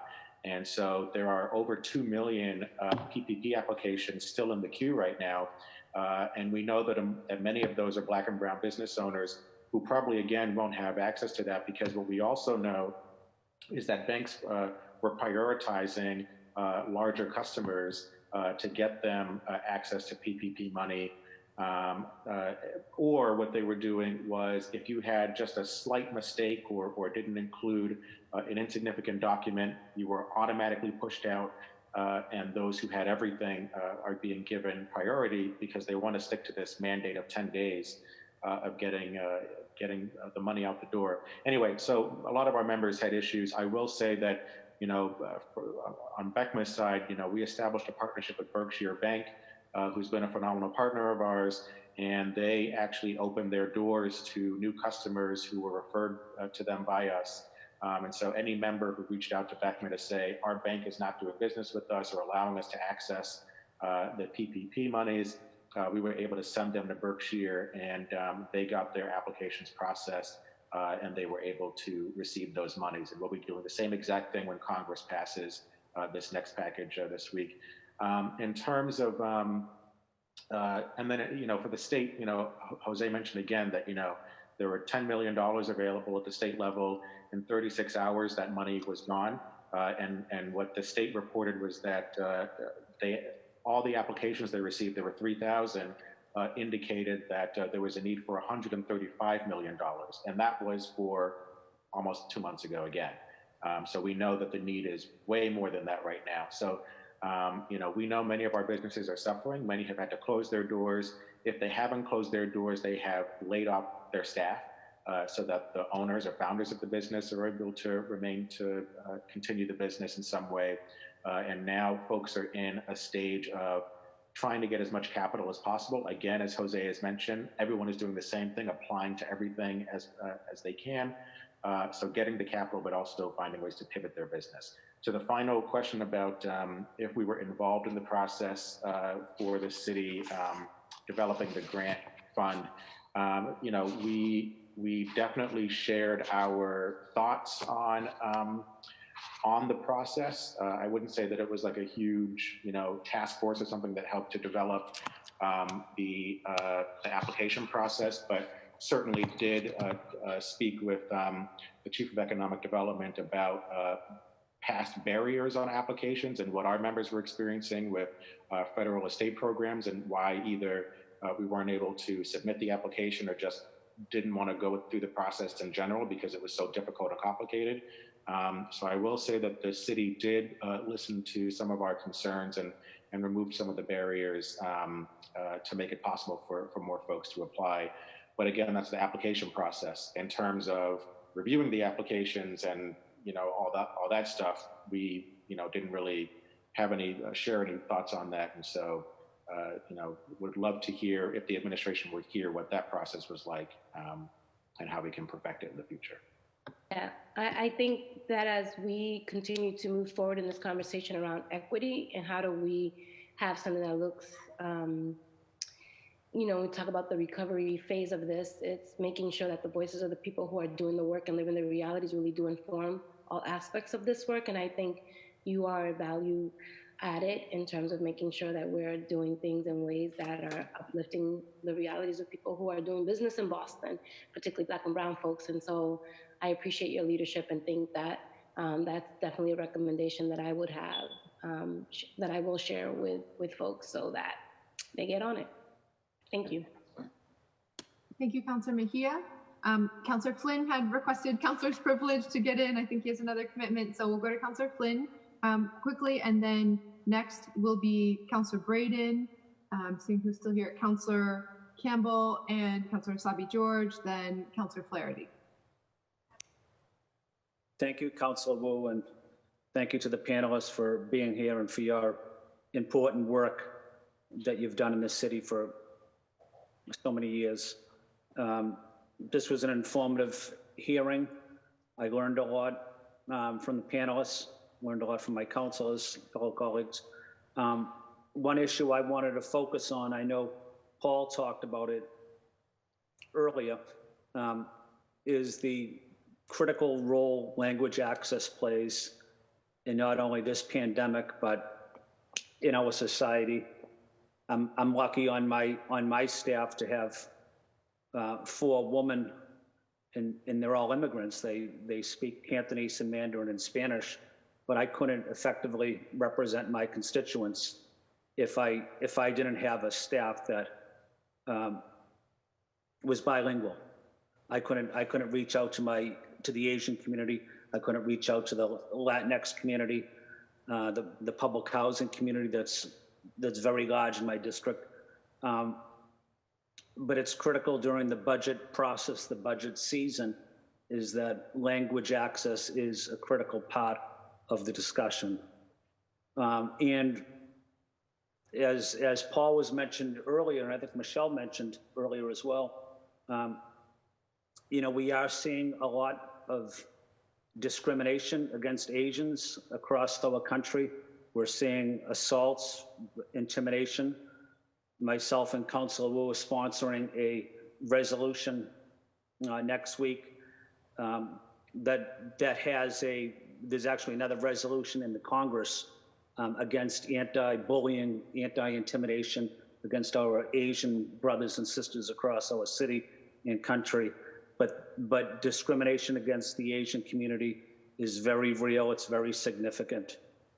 We see it almost every day across our country, and that's something we have to be mindful of, but also to pay particular attention to.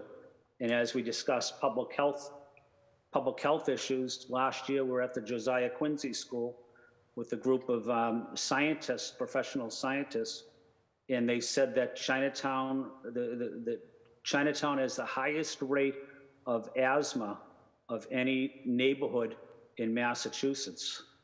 And certainly the location, it's surrounded by the Mass Pike and the highway system and the train system and the truck routes. But public health has to be a critical part of this discussion going forward. And that's something I'm going to continue to focus on, working closely with my colleagues. Again, this was an informative hearing. Want to say thank you to the makers, but most importantly, say thank you to the panelists for your work on this issue. Much longer than me, but it's great to learn from you guys. Thank you. Thank you, Councilor Flynn. Thank you, Councilor Wu. Grateful for your leadership. Next, we'll go to Councilor Braden for questions.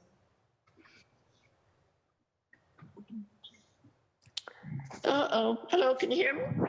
Yes, we can hear you. Oh, good. I'm working off my phone and it's not always satisfactory.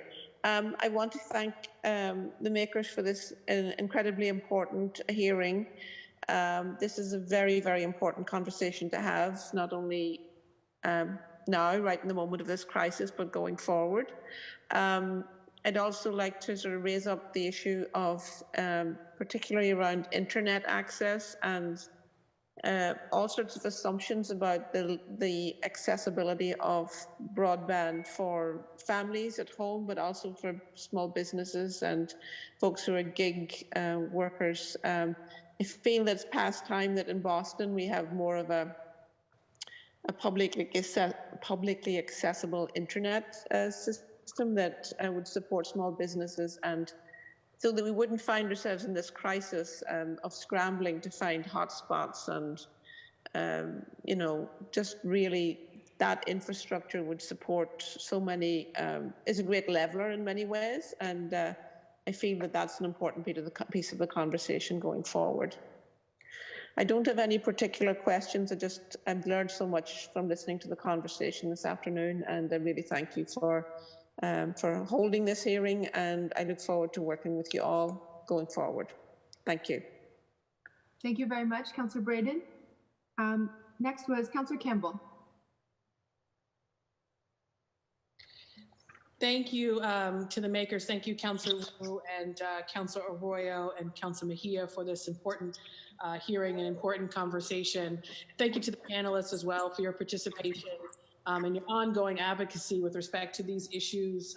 I too am disappointed that no one from the administration is here, and we expressed the same thing in our hearing yesterday, of course, on the guidelines question around ventilators and ICU beds. That I get everyone is extremely busy, but all of these topics are obviously relevant to COVID-19.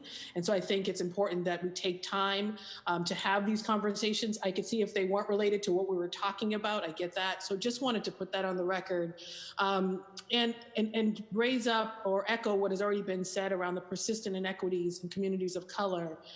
In all communities, whether they are the Latinx community, Black community, Asian community.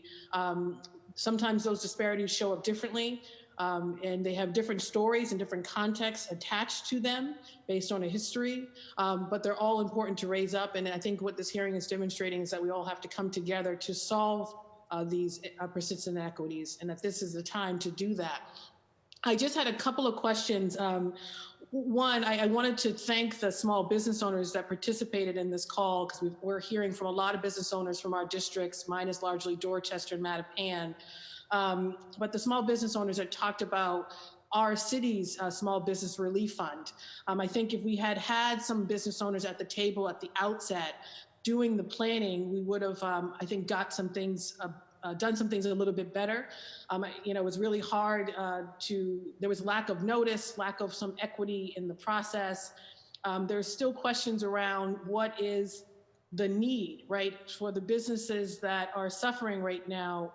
What is the overall number, or how can we gauge what that number is to be more intentional about helping our businesses? What would it take to support everyone? So just those questions still linger, and I think business owners have a sense of what that is. I'm getting my baby, hold on.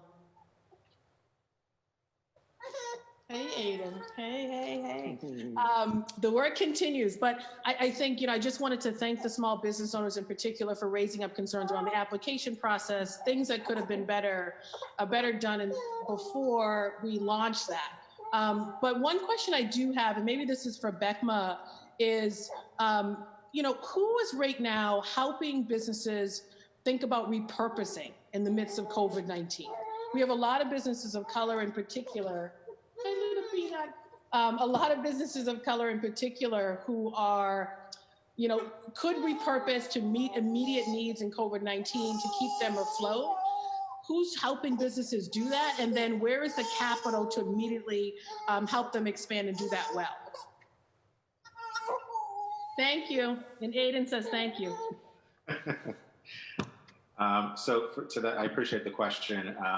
So there are a number of different organizations that provide technical assistance, either across the city or across the state. I will say that, one of the reasons I mentioned in the opening comments that the city should support organizations like the Foundation for Business Equity is because they match businesses with not only capital, but that technical assistance. So it's like they don't just give you the money, they also talk to you about how to use the fund in an effective way to help your business survive the crisis, and also match you with one-on-one mentoring so that you can figure out how to pivot your business for what will eventually be our new normal. But that's just one example. But I also know that the COVID Relief Coalition exists now. So this is an effort between the Attorney General's office, the Lawyers for Civil Rights, and many different law firms that are working to provide that kind of support to businesses to help them think through how they can pivot. I know E4All and other technical assistance providers like them are making their services available to folks who were not originally in their cohorts.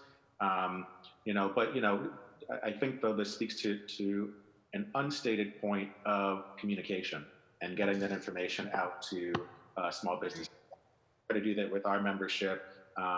And I know that some of the others I've named try to do it with theirs, but I think a partnership between the council and our organizations and those in your network to get that information out there would be incredibly helpful, especially because you have such a finger on the pulse of your own business communities, potentially working through the Main Streets organizations as well to get this information out there to let folks know about resources that exist outside of the city. And I guess that's very helpful, and happy to support in any way I can in that regard. I think that it's critically important. There are businesses already that are doing some of that repurposing, who are just looking for the capital to move quickly. I mean, we have a couple of examples where businesses are looking to expand right now, right? Businesses of color. So how do we support them in these efforts? And then those that are struggling, how do we help them as well? How do we get really creative, particularly on the immediate need to infuse capital? I also want to just flag that in a lot of the conversations, particularly in the philanthropic space, and organizations looking to support businesses, they're saying, businesses they're sort of lumping in women-owned businesses and businesses of color. And I had a conversation just yesterday with the Boston Foundation around a special fund specifically being very intentional about businesses run by people of color. And sometimes I think people are lumping those in, and I think we have to be very careful. So I just wanted to flag that because I'm hearing from some business owners, with the limited resources there are, what does it mean to be truly intentional for businesses run by people of color? And then my question is on that, on the money question, given your work, given what you're seeing, and other panelists may have thoughts on this too. We have a sense of the number of businesses in the city of Boston. We have some data, right, that paints a picture of what possibly the need could be. But what are you seeing in terms of what is needed monetarily? So, for example, the Small Business Relief Fund, at the outset, there were already questions around, is that enough money to help businesses? What percentage of that, that fund's going to be gone like that? And clearly that has happened. What percentage of the businesses does it cover, right? So what does that number look like in the short term? I know there's more conversation around the long term to help businesses right now.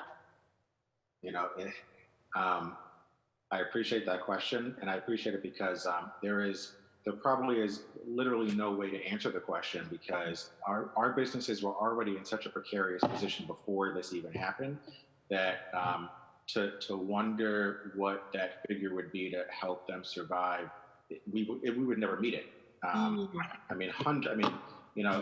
Right now the conversation on the federal level is how they're setting aside $60 billion that they think is going to reach minority businesses. Then we know that most of it is not, but we know that that's not enough. And so, in the city, I don't think anything that is we could raise $100 million tomorrow. It will not be enough to help all of the minority-owned businesses across the city or even in Greater Boston survive this. And so, especially if it's just capital alone. So, to your point earlier, it needs to be matched with technical assistance.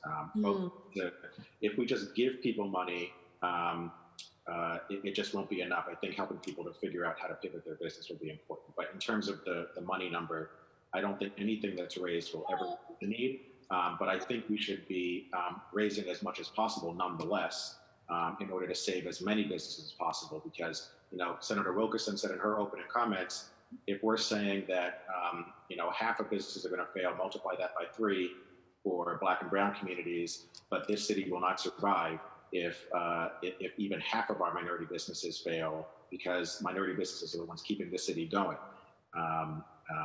So the Boston Foundation has a goal of 10 million, and that's they want to keep going after that, but other funds exist as well to try to fill in the gap. But yeah, the city would have to set aside 50 to 100 million in order to be effective. Helpful.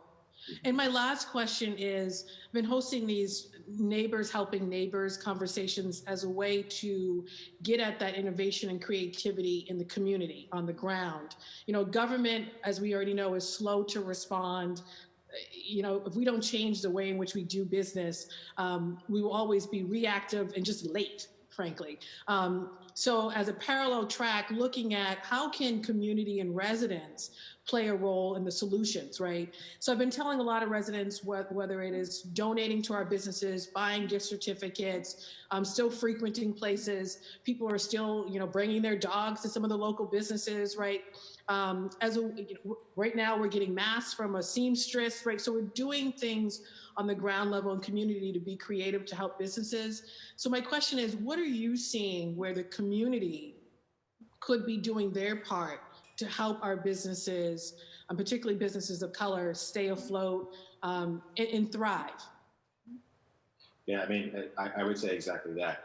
I think the city put together a good resource of restaurants that are still opening or that are still open. And so some of our members are on that list and have benefited from that.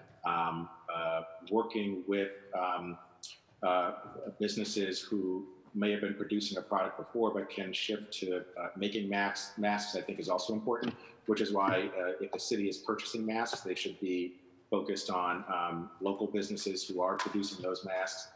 But in terms of, again, community, yes, everything you've stated, whether it be patronizing restaurants by order and delivery, buying gift cards, et cetera, that's what's helping folks kind of stay afloat through all this, on top of the other resources that are out. I just want to be respectful of my other colleagues, and I will stay in contact with you guys. Consider me a partner in the work on moving some things quickly. And to the business owners, thank you. Aiden says thank you too, but to Jose and James, thank you guys for joining the call. He is saying thank you through cries, but he's saying thank you. And to, so again, thank you for all of you guys for the work you're doing. And again, thank you to the makers for hosting the conversation. Thank you very much, Councilor Campbell. I have also we had 2 folks sign up for public testimony who've been waiting for so long, so I admitted them into the Zoom now. So hi, Heather. Hi, Antonio. Just to orient you, we have 2 counselors left to ask questions of the panel, and then we'll get you into the conversation for public testimony right after that. So next up is Councilor Anissa Savi-George. Thank you, Chair Wu, and thank you to everyone who's here today. I think it's certainly this time is an important time to talk about the impacts of this pandemic on our businesses, on our families, on our residents across the city, on our nonprofit partners who, springtime, we all know because we get those invitations. Springtime is a huge opportunity for a lot of our nonprofit partners to do a significant amount of their fundraising. I think what this, what a number of, I think what everyone has said is that this pandemic has really emphasized and amplified, I think Paul said amplified, the discrepancies that we have known have existed and unfortunately have really sort of exposed us to the lack of preparedness that so many of our businesses weren't prepared for this pandemic. And not that we could foresee it, but we need to make sure that the safety net was in place and that the infrastructure was in place or should have been in place. So I think for us and as a city and our work as a city council, it's not to just make sure that we're coming out of this in a thoughtful and equitable way, but that we're making sure that we're helping businesses and organizations and quite frankly, just our residents across the city have a stronger foundation and build a stronger foundation. I think for entrepreneurs in particular and those that are here on the panel, and Segun as a leading an organization still carries with him, I'm certain, that entrepreneurial spirit. Entrepreneurs will entrepreneur. So after this, whether business can sort of struggle its way out or fail, new businesses will emerge. And how do we make sure that they emerge or reemerge or come anew, being strong? And I think an important part of that, and this argument I think also lives with the housing conversation, is how do we help create more ownership? Because ownership creates power, ownership creates an opportunity to make those decisions and quite frankly build equity both in your business and in your community. For me, I'm really concerned about not just our response, but how do we just double down on building a stronger infrastructure, especially for our minority owned and locally owned businesses in our city. And for me as a former high school teacher, we talk about making sure that the curriculum is accessible to all of our students with different learning abilities and learning styles and coming with a different foundation of knowledge. How do we make sure that that curriculum is accessible? I think some of the work that we've done as a city has demonstrated very clearly, and Jose has shared this, and I know the businesses who have worked with Segun have shared this, that the work that we're doing as a city is not accessible to our business owners. It's not accessible to some of our residents when we talk about accessing some housing resources. So for me, the next steps, and what this has revealed to me, our next steps is how do we create ownership opportunity across the spectrum, across industries, but how do we also make sure that we're not just supporting, especially our business owners on the other side of this pandemic and of this crisis, how do we support them, but how do we make sure that anything new that comes about is built on the strongest foundation that we have yet imagined. How do we get to that spot? So I think those are not necessarily clearly questions that could be clearly understood, but it's my thinking. I own my own business. I am in business. And for me, ownership of my property has been a stabilizing factor for me, has given me an opportunity to leverage my business in a different way and to leverage my work in a different way. So I'm not sure if anyone has a response to that. It's sort of an open-ended question or open-ended prompt, but accessibility, ownership, and creating stronger infrastructure is, I think, critical to the work that lies ahead for us as a city. Thank you, Madam Chair, and thank you to the makers, and thank you to the panelists who are here today. Thank you, Councillor Sabi George. I'm going to pause it in case any of the panelists want to jump in. Okay, then we'll go to Councillor Flaherty. Good evening, Madam Chair, and everyone for participating. First order of business, I just want to offer condolences from my family to Priscilla Flint Banks on her recent loss. Our thoughts and prayers are with Priscilla and her family. Priscilla's good peeps, so I'm sorry she's going through that at this time. Also want to give a shout out to Professor Watanabe for his great contributions to our city, particularly in areas of higher education, as a renowned expert, and always good to be listening to him. And a question to follow up on, Chef Duarte, is in terms of small businesses, and they are actually getting absolutely smoked. That's all businesses, not just the businesses of women and people of color. It's just, this is just decimating businesses. We had a hearing probably a little over a week ago where we're learning that potentially, and this is conservatively, close to 25% of existing businesses across our city may not reopen. And again, that's conservative estimates, and that was during a licensing hearing. So the impacts as it pertains to all of our businesses. And again, you think about our city and our neighborhoods and the diversity in our city and the diversity of our different businesses. It makes our city a special city. And to think that we potentially lose 25% of those businesses across the board in all of our neighborhoods, that would be an absolute tragedy. So we obviously need to continue to pay attention to all these issues and try to streamline things to help all of our city's businesses, and whether that's through the permitting process. I know Madam Chair and I have been talking about some of the regulations that are still in place, despite the fact that we're in a pandemic, and we ought to be trying to make things as easy as possible, and streamline that, whether it's, being able to do more online and/or particularly with the inspections.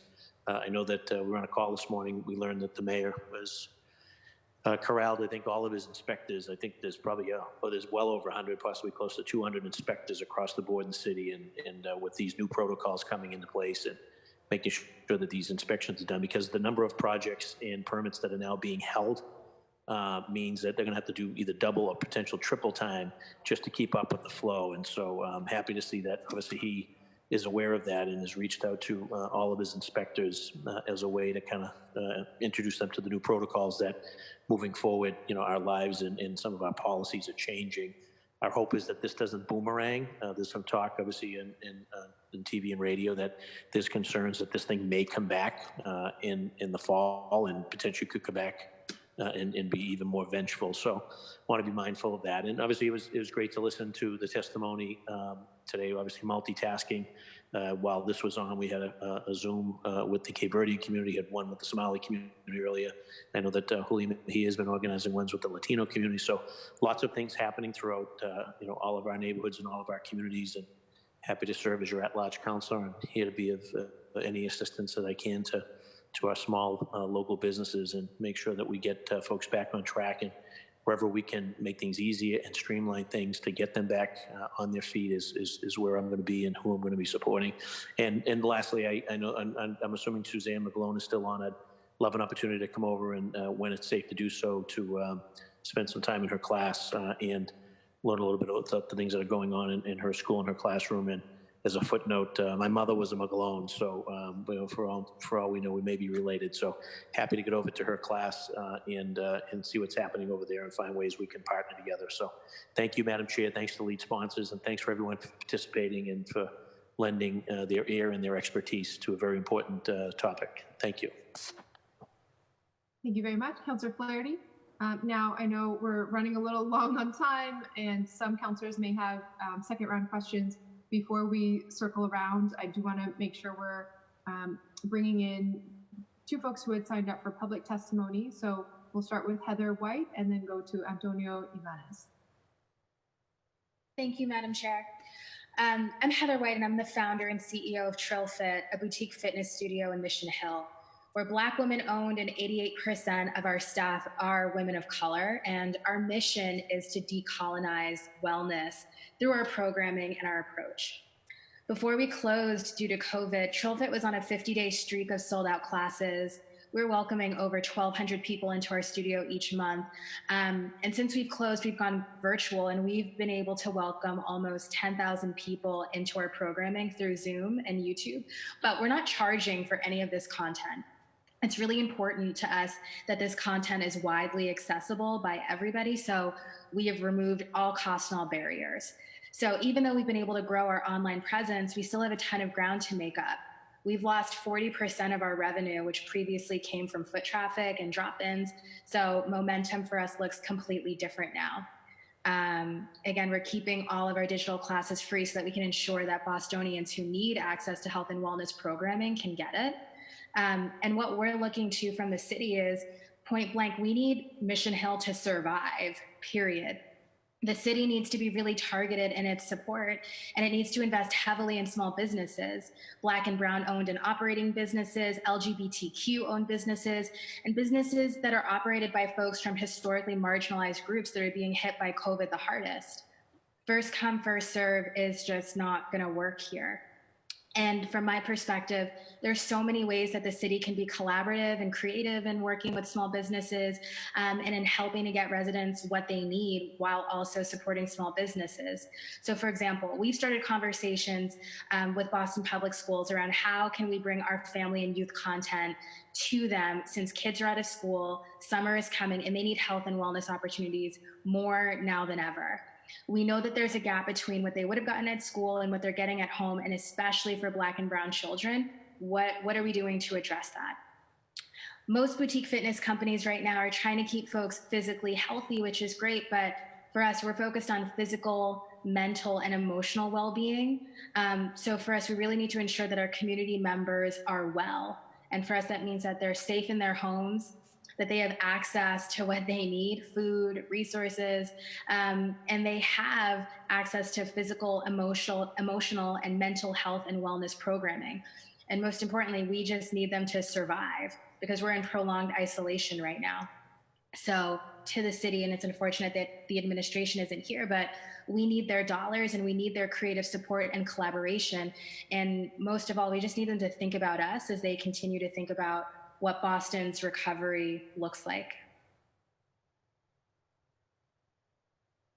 Thank you very much, Heather. And we'll go to Antonio.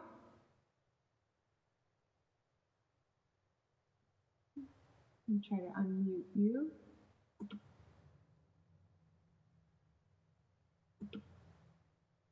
Antonio, can you hear us? Yeah, I can hear you. Oh, perfect. Yes, we can hear you. And do you see me okay? Am I too high? No, we don't see the video. Just Good, just that's perfect. That's perfect. I just want to thank everybody's input. I'm late to the meeting, but I know that I got your email that maybe this might be appropriate for another time, what I've got to share with you. But I want to echo that, it's very important to make sure that the policies are, the way it's implemented, should be centered on people of color neighborhoods. My biggest concern is as we start lifting the order or opening up, right, there isn't really spaces for people to practice social distancing.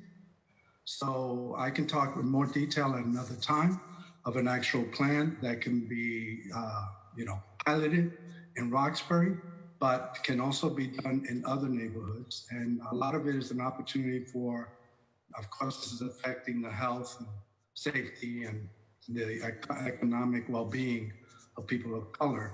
But basically, we should be able to do something and implement something rather quickly.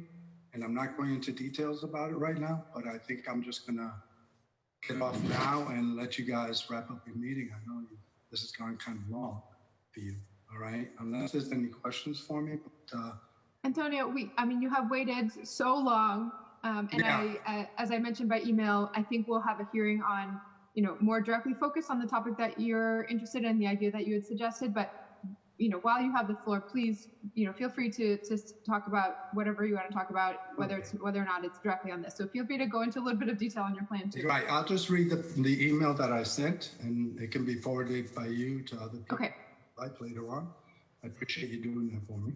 But basically, what this is a proposal that was kind of sparked the idea by what the Brookline Transportation Board voted on, which is to reallocate street space on 4 major arteries, just to enable pedestrians and bicyclists and micro-mobility users to just have a place where they can practice social distancing during this corona pandemic.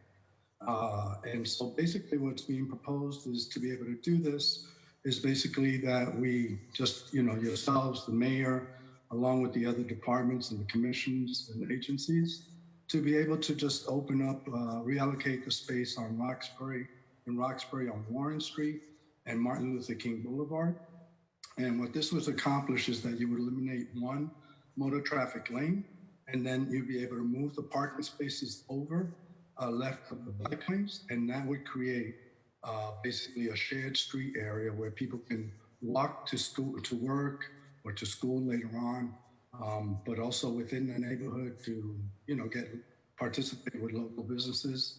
And basically, that would be something that could be done rather quickly. But of course, timing is everything. And I leave that to you guys and the expertise that you guys have. So I'll leave it at that. If there's 1, 2 questions, I think I hope I was clear. And I'm more. Thank you very much. Yeah, I'd love to share whatever expertise or knowledge or experience that I've gained in the 20+ years that I've worked with children in Roxbury as an educator and as an advocate with the community. Thank you. And I will make sure your written testimony gets into the record as well. So thank you for being with us and for your advocacy. Now, if counselors have further questions, I know many of our panelists are just hanging in there with us. So we're going to do a quick round through if anyone has anything else. And just to keep in mind, none of us have to travel home necessarily, but we still have other things in lives. So we'll keep it a tight second round. So we'll go back to Councilor Arroyo.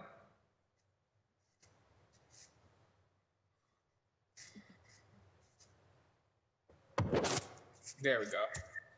I just want to thank our panelists and send my condolences to Priscilla Flint Banks, who lost her mother. Also, I just want to commend Jose Duarte. I know yesterday was Earth Day, but Chef Duarte actually, and if he'd like to speak a little bit on it, his restaurant actually ran entirely green. I believe he won the Massachusetts Recycling Award, as well as the Boston Green Business Award. And so if he wants to just speak a little bit on that and how moving forward we can do some things environmentally. And I just want to, on a personal level, and thank you again to our community voice from Heather White. Thank you so much.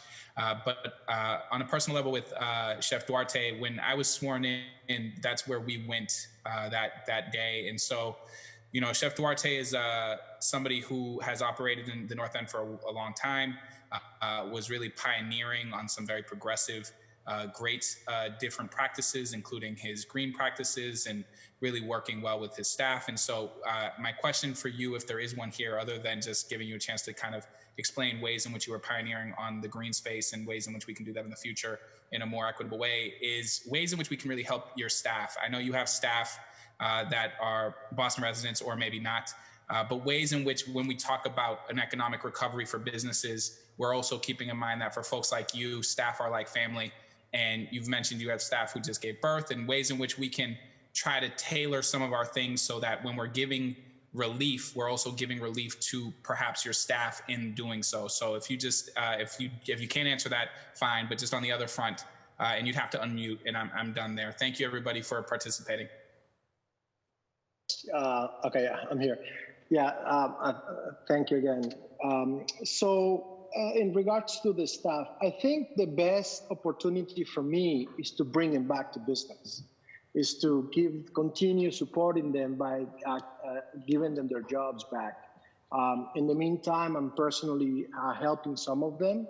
I don't think this is going to be for too long. I'm hoping that perhaps we can start getting back in a routine, not as we were before. This is going to be like opening a new restaurant with higher cost, because we are evidently seeing a lot of disruptive food sourcing already. It's hard to get certain products. So we will start this, and the best way to do that is perhaps getting some sort of financial support in a way from the city, whether it was a grant or there was maybe a tax break. I don't know. I mean, right now I'm trying to make it feasible for everybody. No. In regards to the green part, yes. I mean, I have been trying to help the environment for the last 20 years. Specifically, 15 years ago, we turned a restaurant into a sustainable restaurant. We adopted about 45 environmental changes in our business practice. I think we got the Green Business Award from the city in 2008. So it's been a long time. And what is this telling us in regard to the environment? I think what's happening right now is that technology and artificial intelligence, many people were afraid of it, but it could possibly bring a lot of solutions for us. You see a lot of the models of ghost kitchens and Uber and all the delivery systems that people thought, oh, we don't go out for dinner anymore. Well, now, if we did a quick survey online, and 80% of the people said that they're not planning on going to a restaurant in the next 3 months. So how can we make that experience different, whether it's sustainable, whether we create a takeout package that is fun for people to build at home, that has an experience, that has a story behind, that it continues to support our business. The model will be very different because I can do this out of a warehouse, not having to pay prime real estate rent. Also, fabrication lab and how people are going to be able to produce their own things at home without having to go from point A to point B. Now, a lot of the people are losing that going to work part, and their houses are becoming two social entities. You know, there's family time and work time all compressed. And then that other social part will become the delivery. So psychologically, we're changing as well. So this is too fast. And I believe that the changes that we're seeing are there already. And we need to think proactively in how we can adapt. So we are basically adaptive mechanisms right now that we need to figure ways to continue being sustainable, helping the environment, just assure social impact, to continue having this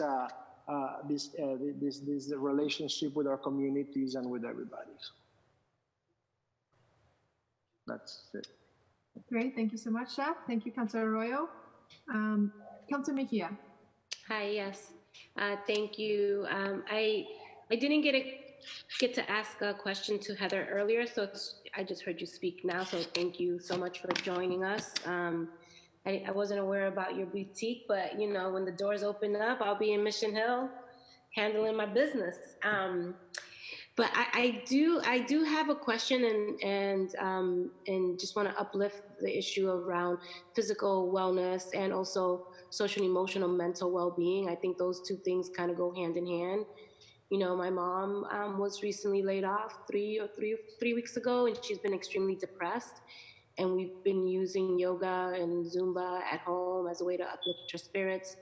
My 10-year-old is a very active So trying to figure out how I channel that energy doing TikToks, just to keep her active. But when I think about physical fitness and wellness, that usually, there was once upon a time I thought that was something that was very bougie, right? Like that's only for a certain, socioeconomic class, or this, or only those people do that sort of stuff, right? And so, as we are now forced indoors, I think when we're unable to connect with others and unable to go to the gym, there is a need to really uplift the importance of physical fitness and mental well-being even during these times, right? And so I'm curious, and I think about two very specific populations that often get left out of these conversations, and those are our seniors, our elders, who, they would have a place to be able to get their workout in some of the adult daycare centers that they participate in, and our LGBTQ seniors, many of which that was kind of like the place for them to hang out with their peers. And so there's none of that happening right now. So I'm just curious, as you start thinking about what the recovery phase is, what would you say are some of the recommendations of things that we could do right now to help people stabilize and keep their wellness in check? But how do we do it in a way that's thinking about a long-term plan for folks who may not want to step outside their door, or don't feel comfortable doing so? What creative ideas do you have for a virtual type of environment for wellness? Just curious. I'm just wondering if you have any thoughts on that. Yes, thank you. Thank you so much. I mean, what we've seen is, since we closed our doors and we started our YouTube channel, right? It didn't exist before. And we have now had over 10,000 people come through this programming. So we know that there's a need for it. And for us, we've used this platform as a vehicle to test out different classes. So take families, for example. We saw folks showing up with their children of various ages to classes. So we developed a specific class called Trill Fit Family, so that we could work specifically with children ages of 5 years old to 12 years old. And we're expanding that group so that they would have that programming. We're seeing the same thing with our elder population as well. We're having folks come in, and they may not always be turning on their videos, but they're there and they're sending us feedback. And we're working on something that we're internally calling Trill Fit Silver to speak to those needs, as well as developing seated classes for our folks who are in wheelchairs, et cetera, because for us, our point of view is that wellness and being well is the pathway out of this. It's the pathway out of isolation.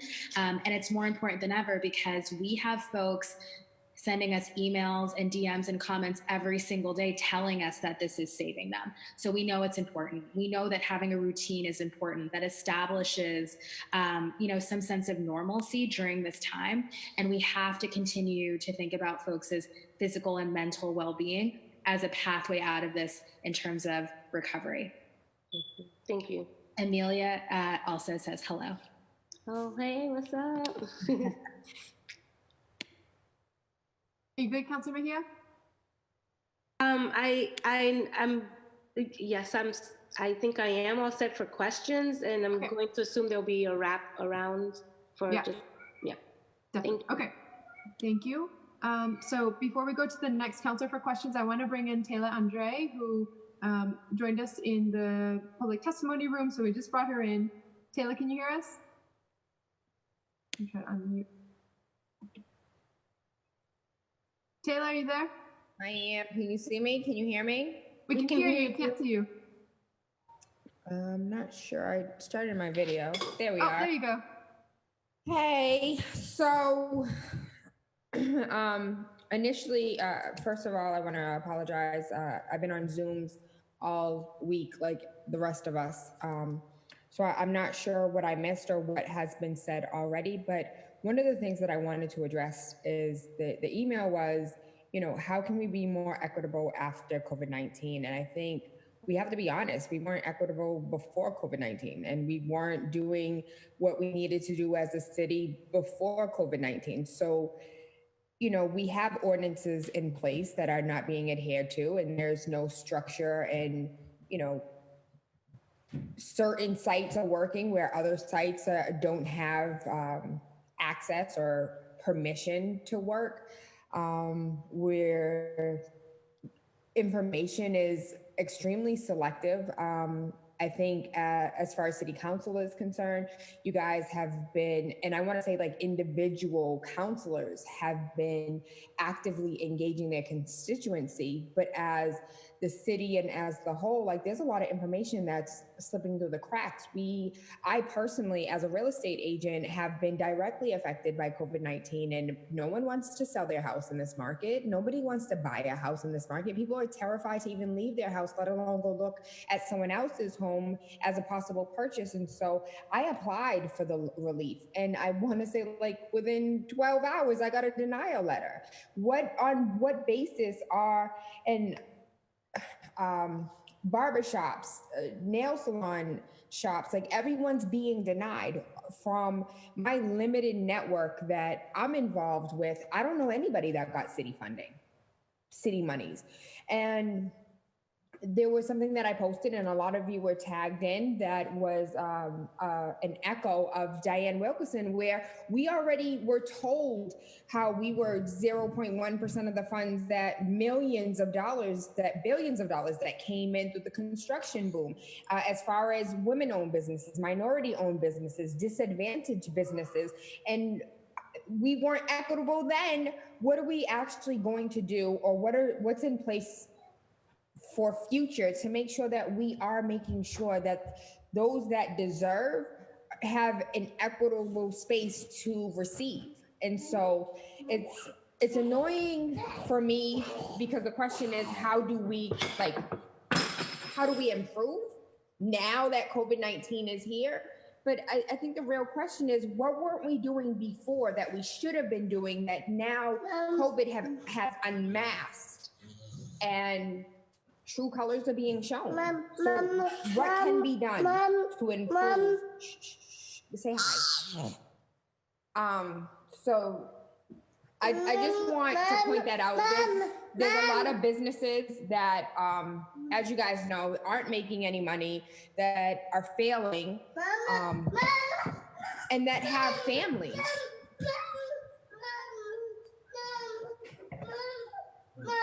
So I say all of that to say it would be helpful, like all of these grant programs and all of these loan programs, a lot of people don't qualify for them. A lot of small businesses cannot apply because there's like a minimum of 2 years that you have to have been actually registered business with the city. You have to fill out all of these forms. And it's, when you think about our communities, we're being honest, this is a real conversation, right? When you think about our communities, when you think about our business owners, half of them don't even have a federal tax ID number, even though they are in business and are generating income, and their households have been limited by not being able to make money because of COVID. But that's another part of equitable. Like what is set up for people to help people understand all aspects of equity across the board. I just wrapped up an interview with Angel Rich on financial literacy, and our schools aren't teaching financial literacy. And so we have adults that aren't financially literate, and we have a city that is financially ignorant, and there's little to nothing being done to help or assist them. And so we could talk about the school system and the curriculum not having any proper education, but I feel like it's a really deep rabbit hole for us to be on the surface and say, hey, COVID hit and we want to make sure we do things equitably, but we need to acknowledge the fact that we weren't doing shit right the first time. So we have to go back to the beginning, and it's not going to be easy. It's going to be difficult. It's going to be a pain, and we need to focus on the people. And my last point, simply because we are here, is there is so much money. There's an article that was recently put out about philanthropy and philanthropic endeavors right now, and how a lot of organizations are making a lot of money, and how like the administrative side of philanthropic work is getting paid, while all of the monies for the individuals are being funneled through other people's pockets and not going to the people that directly need them. And so I would like to say, like, we as a city need, especially in our philanthropy rich, in our resource rich city, we really need to take a time out and say, why are we giving public dollars to organizations that are not doing the actual work, while all of these people that have boots on the ground that may not have 501(c)(3)s, but are still doing more work than those that are getting the millions of dollars. And so this isn't a new conversation. This isn't, oh, wow, COVID-19. This has been going on for a while. It's something that we've ignored and we've allowed to take place, but we need to stop giving dollars to the people who aren't doing the work and start supporting those that are already helping those that need to be served. So I thank you for your time. I love you all, and this is the greatest city council that we've ever had. Thank you, Taylor. Really appreciate, as always, your deep and honest truths for us. Okay, so back to the list of counselors for rounds of questions. I think next, let's see who's left. Counselor Campbell. Thank you, Counselor Wu. I just want to thank Taylor for joining us and for adding her remarks. I think I heard the baby in the background or children in the background, so it was like, good for you. But thank her for raising up a couple of points. One on the funding piece, you know, this idea that, and we've had, I think, numerous hearings. I think every counselor's had different hearings on funding organizations that are having an impact and what it means to fund those who are having immediate impact. Some of them may have a 501(c)(3), some of them don't. But us really thinking outside the box on organizations that don't traditionally get funding that could be having a greater impact in some of our new neighborhoods because of the trusting relationships they've built. I think that's something that we always have to be evaluating, but also just wanted to thank you guys again for hosting this hearing. I have to jump off, but I appreciate the folks who also waited for some time to also participate in public testimony. Thank you, Councilor Wu, thank you, Councilor Arroyo, and thank you, Councilor Mejia. Thank you, Councilor Campbell. Let's see, Councilor Sabi George. Thank you, Chair Wu, and thank you again to those that gave public testimony. I think it was really powerful, and it's important to hear sort of the impacts, not just of this current situation, but sort of the long-standing impacts that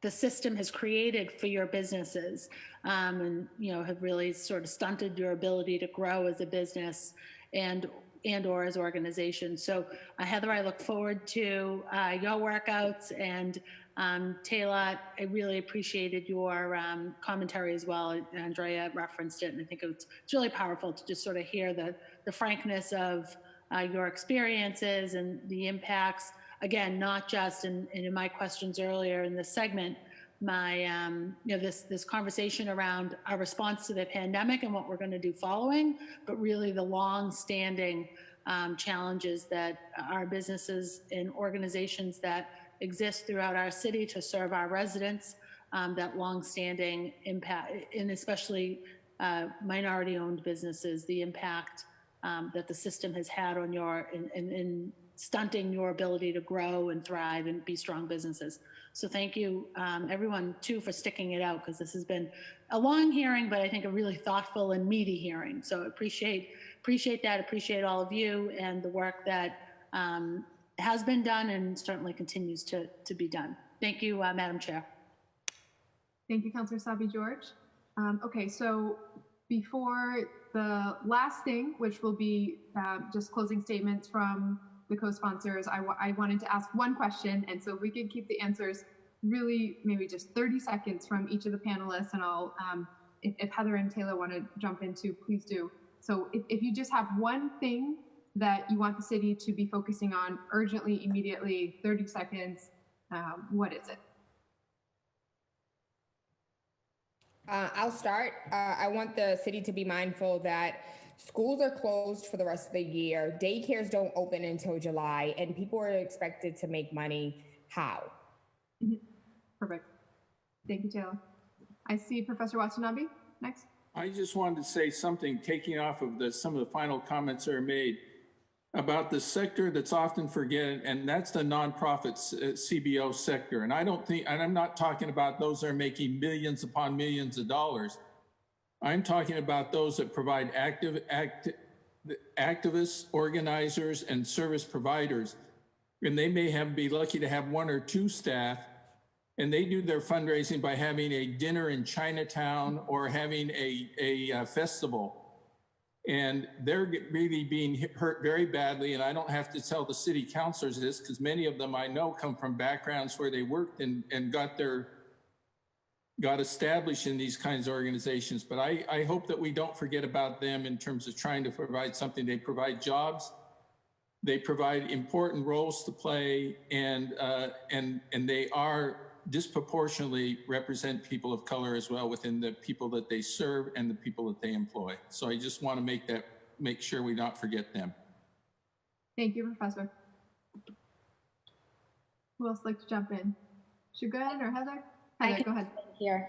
I just want to say again that first come, first serve is just not going to work. And, my quick piece is just we need the administration to think about us, and we need collaboration, and we need it to be targeted and intentional. And it's not what we've seen so far. And, that's the only way that small businesses and communities are going to come back to not just survive COVID, but actually attempt to thrive. Thank you. Shugan? On our end, if it were one thing, the contracts piece, one thing we know is that government contracts don't stop amidst the pandemic. And so if we're thinking about long-term strategy and what the recovery looks like, making sure that we're removing barriers to contracts. Great. Chef?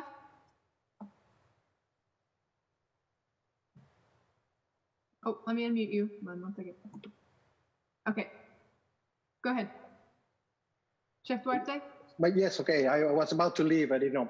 So one of the things that I really think that will really help all this is just that impulse in economic development, tourism, how to bring back that tourism, how to bring back that confidence on the consumer. Because without that, we cannot restart this. So what is the city, how is the city planning? What is the city planning on trying to create or to bring back all this sector that is actually fundamental for a lot of the small businesses and jobs? And I have to leave right now. I have a commitment, and I thank everybody for allowing me to be here. And at any time you can reach out to me for discussion. Thank you. Thank you so much. And now we'll just wrap up with closing statements from the sponsors. Councilor Arroyo.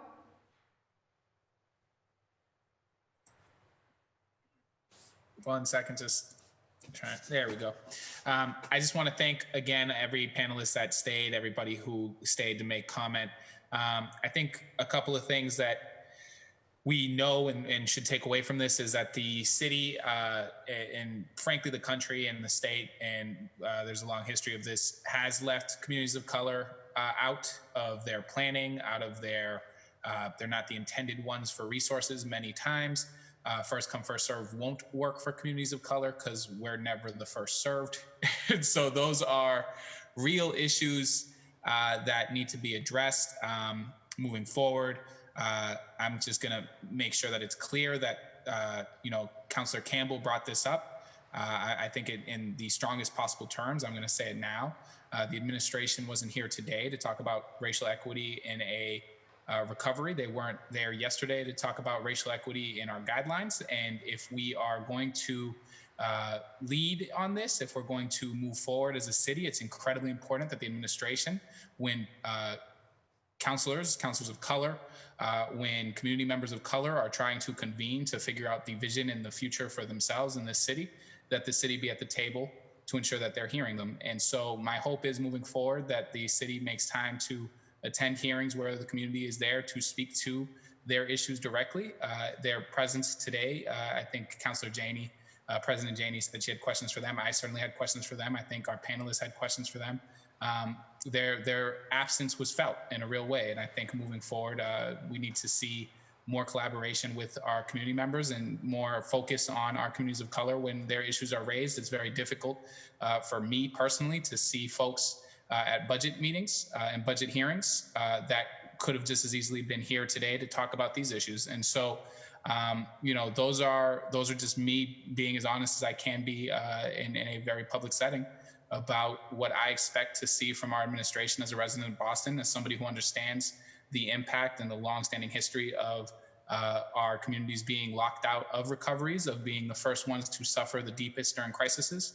And so with that, I'll cede the rest of the time. And I just want to thank Councilor Mejia and Chairwoman Councilor Michelle Wu for really lifting up these issues and making sure that we do our part to amplify as much as we can, that, you know, what has happened in the past won't be tolerated today. Thank you. Councilor Mejia? Yes. Oh, good. I'm unmuted. So I also wanted to thank Councilor Wu and Councilor Ricardo Arroyo for partnering alongside me on this journey in terms of, I think about this conversation around the road to recovery and it being paved in equity seems to be something that is a hope. And I can't believe that we're having this conversation in 2020 about what it should look like. We should be really embarrassed. In fact, the fact that we even have to have this conversation in this hearing to uplift those voices really sets the tone in terms of what we know about the city of Boston. Having grown up here, I understand how deeply rooted we are in segregation and issues of racial tension here in the city of Boston. And I think that that's probably one of the reasons why so many people do not believe in city government, do not believe in institutions, because we have been always on the other end of the situation and we're always getting the, like they say, the short end of the stick. And I think that now, more than ever, we have to recognize that we have to lead with political will, and that we're not going to step to the side and let things just go on as business as usual. This is an opportunity for us to really take the leadership and our directive from those who are doing the work and living these realities to help inform our thinking.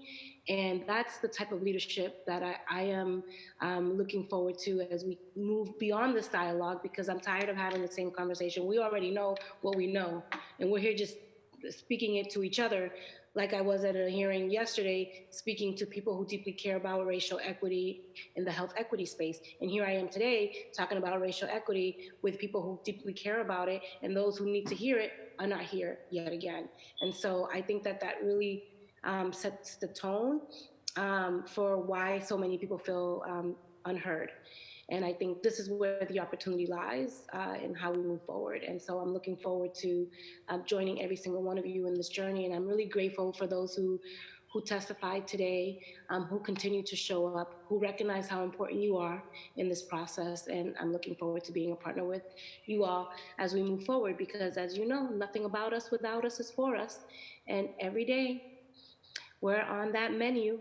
We're not invited to the table, and every day we're being eaten up alive. And so here's our opportunity to right that wrong, and I'm all in for that work. So thank you. Thank you so much, Councilor Mejia. So I'll just wrap by saying I think we had some really important and clear next steps and things to keep front of mind just from all the panelists, thinking about schools and thinking about how families are surviving with no income right now, nonprofit organization and activists, the process, first come, first serve, not working, contracts and procurement reform, the tourism and our larger economy.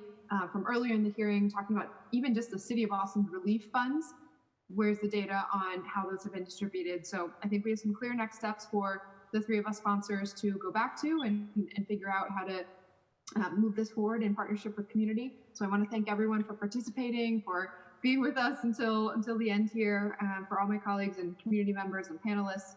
And so this will conclude docket number 0584, a hearing to plan for an equitable recovery from COVID-19. Thank you, everyone. This hearing is adjourned. Thank you.